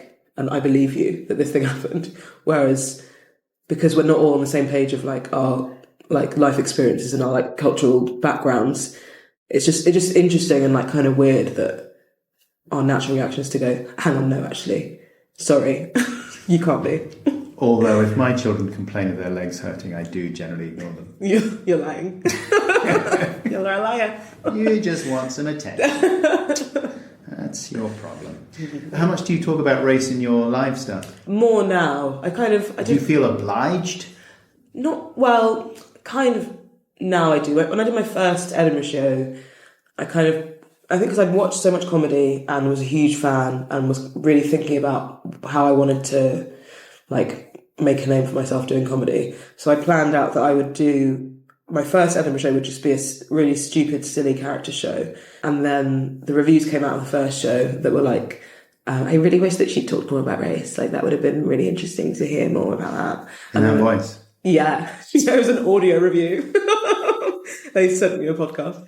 And then other reviews were like, she doesn't even talk about her race. This is, long ADEFOPE, she's a comedian, she doesn't even talk about it, which is so interesting in this climate, I'm more woke than she is. Yeah. But also kind of saying it in a like, isn't that brilliant that she doesn't need to? Oh, okay, I see. But there was both. We're in a post-race. Yeah. In the 90s, everyone was talking about race, blah, blah, blah, but now nobody needs to. Great. Yeah. So then, even though I already planned for my second show to be more personal, I then made my second show kind of a response to those reviews and those opinions. So it was kind of like me saying, I should be able to do whatever I want, because that's what comedy is. It's like talking about whatever you want to talk about and making it funny.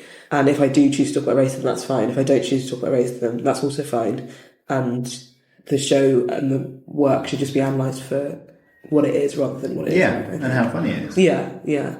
But then now I kind of feel like, as I develop more in comedy, also because comedy is so stupid, and I feel very lucky to be doing it, I'm like, I need to contribute something, I think.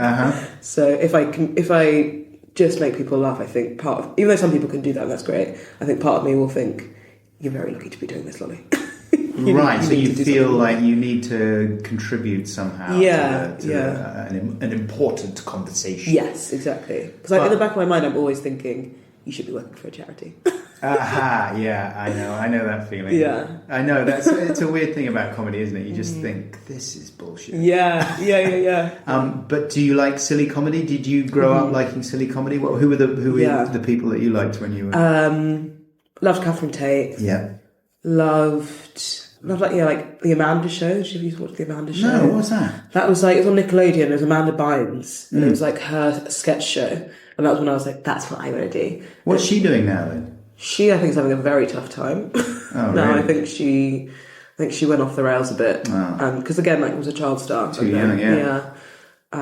But I watch a lot of Nickelodeon, a lot of Disney Channel. You love Nickelodeon. Love it That's so the thing. much. I wasn't watching Nickelodeon at that point. Sister. I remember Sister. Yeah. And then as I got older, like Peep Show. What about box set style series? What are you into now? I haven't seen any of the main ones. I saw you being very snooty about The Crown. Yeah. What's your problem with The Crown? I haven't seen The Crown. Get it together. I'm never going to watch Why The would Crown. I want to watch The Crown? It's good. No, I was like, guys, you don't have to be a royalist. Yeah, you do. No, and if you you love The Crown, don't. it means you love the monarchy. and you hate poor people. You only watch things that you like approve of. I'm not going to watch Schindler's List because I don't like Nazis. But as long as, I don't know, I just feel like, stop humanising the monarchy. Do you know what I mean? It's too sympathetic. Yeah, exactly. I don't want to like it. I'm not going to watch it. Oh, it's good. It is good. I'm sure the acting's great. I've got none interest in the royals. Like, I've no opinion. I couldn't give a fuck about any of them at all, really. But it's quite good. It's really interesting. I mean, it's just. Will I gain anything from watching it? Yes, you will gain entertainment. Yeah, but there's so much to watch. I know, but it is good. Also, there's a sprinkling of history. Boring. I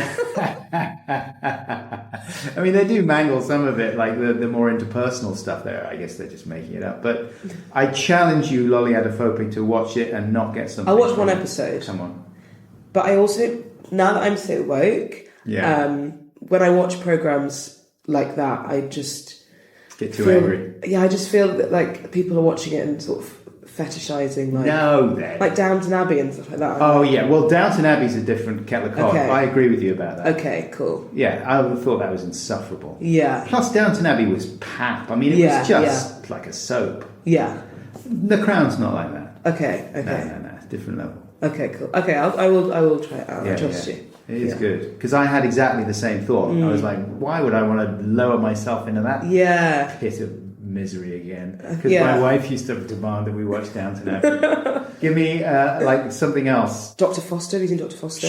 Of course. Oh my goodness me. Amazing. She's brilliant. I think about it every day. Yeah. Some people thought that the second season was too trashy and silly. I thought it was incredible. I loved it. It was so good. That's like my dream piece of television. Yeah. I love that. Who writes that show? A guy called Gerald. Jonathan? I think it's Jonathan. Jonathan Entwistle? Maybe I made that up. Fact checking Santa's on holiday, so I'll just do it with my feelings. Mike Bartlett. Mike Bartlett, yes. Writes yes, Dr. Foster. Who's Jonathan Entwistle? Maybe I made that up. He wrote The Good North. Mike Bartlett. Jonathan Entwistle. Oh, what's that? I don't know. Never heard of it. Yeah, oh no, he writes The End of the Fucking World. Oh, have you seen that? No, that's supposed to be good. Incredible. Is it? Yes. What's the deal with that then? Is it like, because I couldn't get a handle, is it a drama, is it a comedy? It's a very, very dark comedy, I guess. It's based on a graphic novel and it's incredible. What's the premise there? It's a guy and a girl who run away, basically, and then something bad happens when they run away and they're kind of on the run. And it's the most beautiful thing I've seen, like the way it's shot, and the actors are incredible. It's so good. And I did audition for it. And am I bitter about not getting it? No. Because the girl is incredible. Right. And I think she's supposed to be 17, and I'm 27, so it would never work. But you look 17.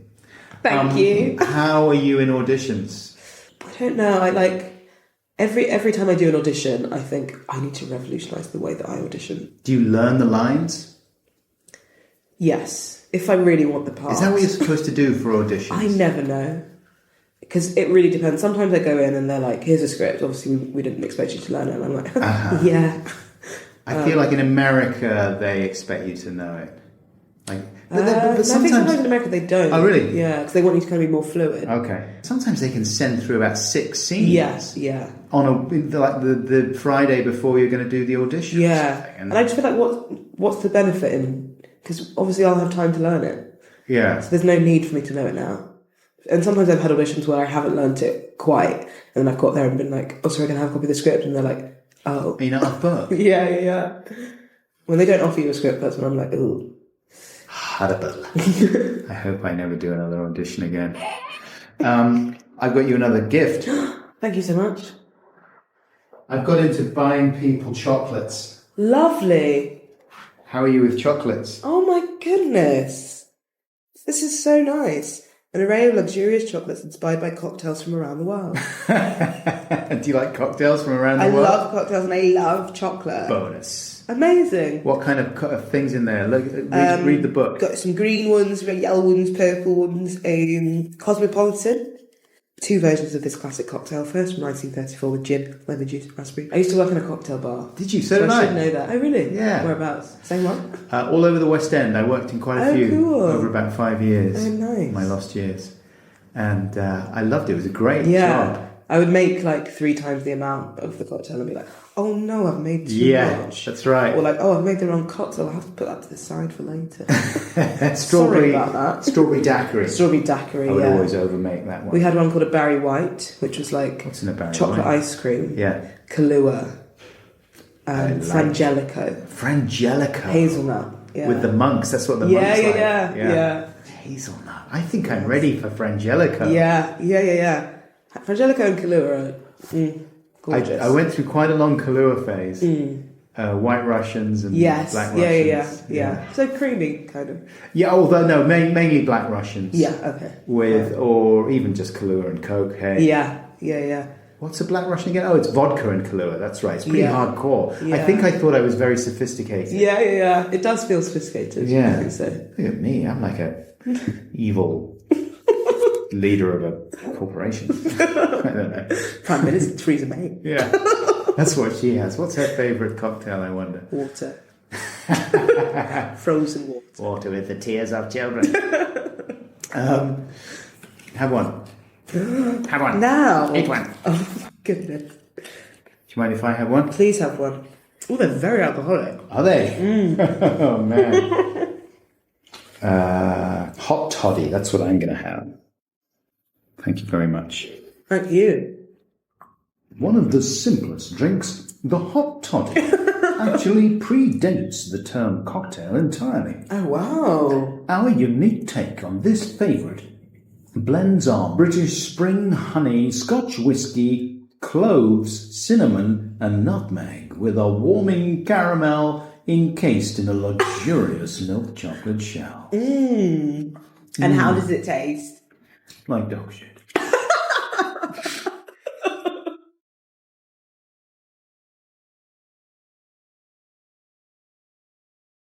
Wait. This is an advert for Squarespace. Welcome to the finale of Web Games with me, Jimmy Website. After 9 stupid weeks, we're down to just 2 contestants fighting to build their own website. The winner will be the one who loses the least amount of the world's most valuable commodities. Time and patience. The websites must look professional and be easy to maintain. How's it going, Abby? Pretty good, Jimmy. I'm using Squarespace to build my website because you can do a free trial there and experiment with a wide variety of great-looking templates into which you can easily add text, pictures, and videos. How about you, Mike? I'm not using Squarespace. I'm trying to set up an online store, and it's making me sad. Oh, Mike, you're losing so much time. Your life is slipping away, dude. Brutal. I've just finished my free trial, and I love my Squarespace website, so I'm going to buy it. Oh, I'm being asked if I have an offer code.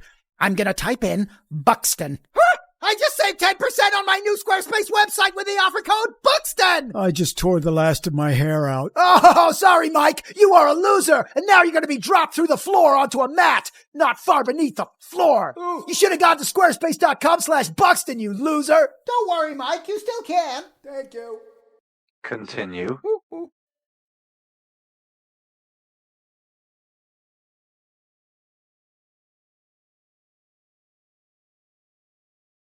Hey, welcome back, Podcats. That was Lolly ADEFOPE there. Thank you so much to Lolly for giving up her time to talk to me. Rosie, we're going to go this way. Come on. There she goes, the hairy bullet. Rose, I've changed my mind. We're going to go this way. I just wanted to do another fly past. All right, come on. I'm not going to do another one. Let's go down this way. Whoa, man, you are knackered, aren't you? Ah, she's on full alert today. I'm a professional tracker dog. I'm really good at my job, and you could probably tell I'm professional because I stand here with one paw up in the air, and every now and again I sniff the ground.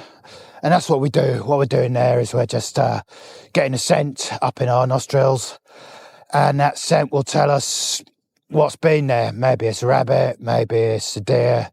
I don't know. I'll just chase after it, and, you know, that reminds them who's boss, which is me. That's very interesting, Rosie. Thanks. Last weekend, I watched Alex Garland's film Annihilation, which I think got a theatrical release, or a limited one anyway, but it's on Netflix. And you never know, when they release stuff straight onto Netflix, sometimes it can mean that it's a little bit on the stinky side. And I haven't really read any reviews for Annihilation, but I thought it was terrific. I mean, it was right up my alley. I love a bit of science fiction. Absolutely love that. Anything mind-bending. And there was lots of little homages or references, I thought, to a lot of my favourite science fiction films, especially The Thing, John Carpenter's version. It seemed like there were lots of moments that were inspired by that film. And I thought that it was going to be a lot more slow-paced and arty than it actually was. And it is arty in some ways. There's a kind of a coolness and a restraint that you wouldn't really get in your average sci-fi blockbuster, I don't think. But it's really entertaining. Natalie Portman's very good. Basically, the story is that a kind of comet hits a lighthouse on the coast of America somewhere, and from there, an area of weirdness with a shimmering iridescent perimeter starts expanding. And these army guys go into the area to check it out. Most of them don't make it out. So they send some more people in. That's always the thing to do, isn't it? Well, they've all died or been horribly killed. So we thought we'd send more people in. Natalie Portman is one of the women that goes in. They're all, you know, they're scientists and army people. And weird things start to happen. It's based on a novel, I think, that I haven't read. But boy, I thought it was really fun. You know, bits of horror, bits of almost 2001 style, kind of impressionistic existential strangeness. Everything you could want in a science fiction film. That's what Buckles says. Everything you could want in a science fiction film, Dr. Buckles.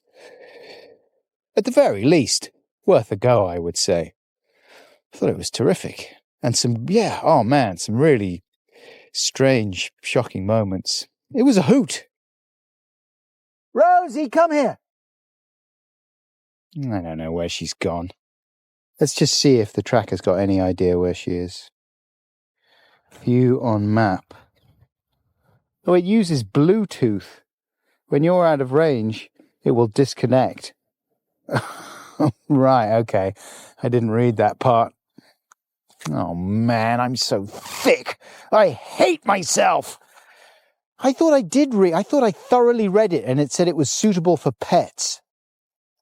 Totally useless then, but I've got 4 of the little gizmos. And at least I can attach them to the keys of my wife. So she will never again lose her keys. And there will be peace in the house. All right, listeners. Hey, thanks very much indeed for listening. And thank you to Seamus Murphy-Mitchell for his invaluable production support. Thanks to Matt Lamont for additional editing on this episode. And I will be back with you next week. Slightly unusual one next week. I took a trip out to Paris to see an old friend and chat to yet another American indie auteur director. It's been the year for the American indie auteurs on the podcast. So check that out. It should be fun. Until then, take very good care. Don't drift out of Bluetooth range. I love you. Bye! Like and subscribe. Like and subscribe. Like and subscribe. Please like and subscribe. Give me like a smile and a thumbs up. Nice like a fat when my bum's up. Give me like a smile and a thumbs up. Nice like a fat when my bum's up. Like and subscribe. Like and subscribe. Like and subscribe. Please like and subscribe. Give me like a smile and a thumbs up. Nice like a fat when my bum's up. Give me like a smile and a thumbs up. Nice like a fat when my bum's up. Like and subscribe. Like and subscribe. Like and subscribe. Please like and subscribe. Give me like a smile and a thumbs up. Nice like a fat when my bum's up. Give me like a smile and a thumbs up. Nice like a fat when my bum's up. Like,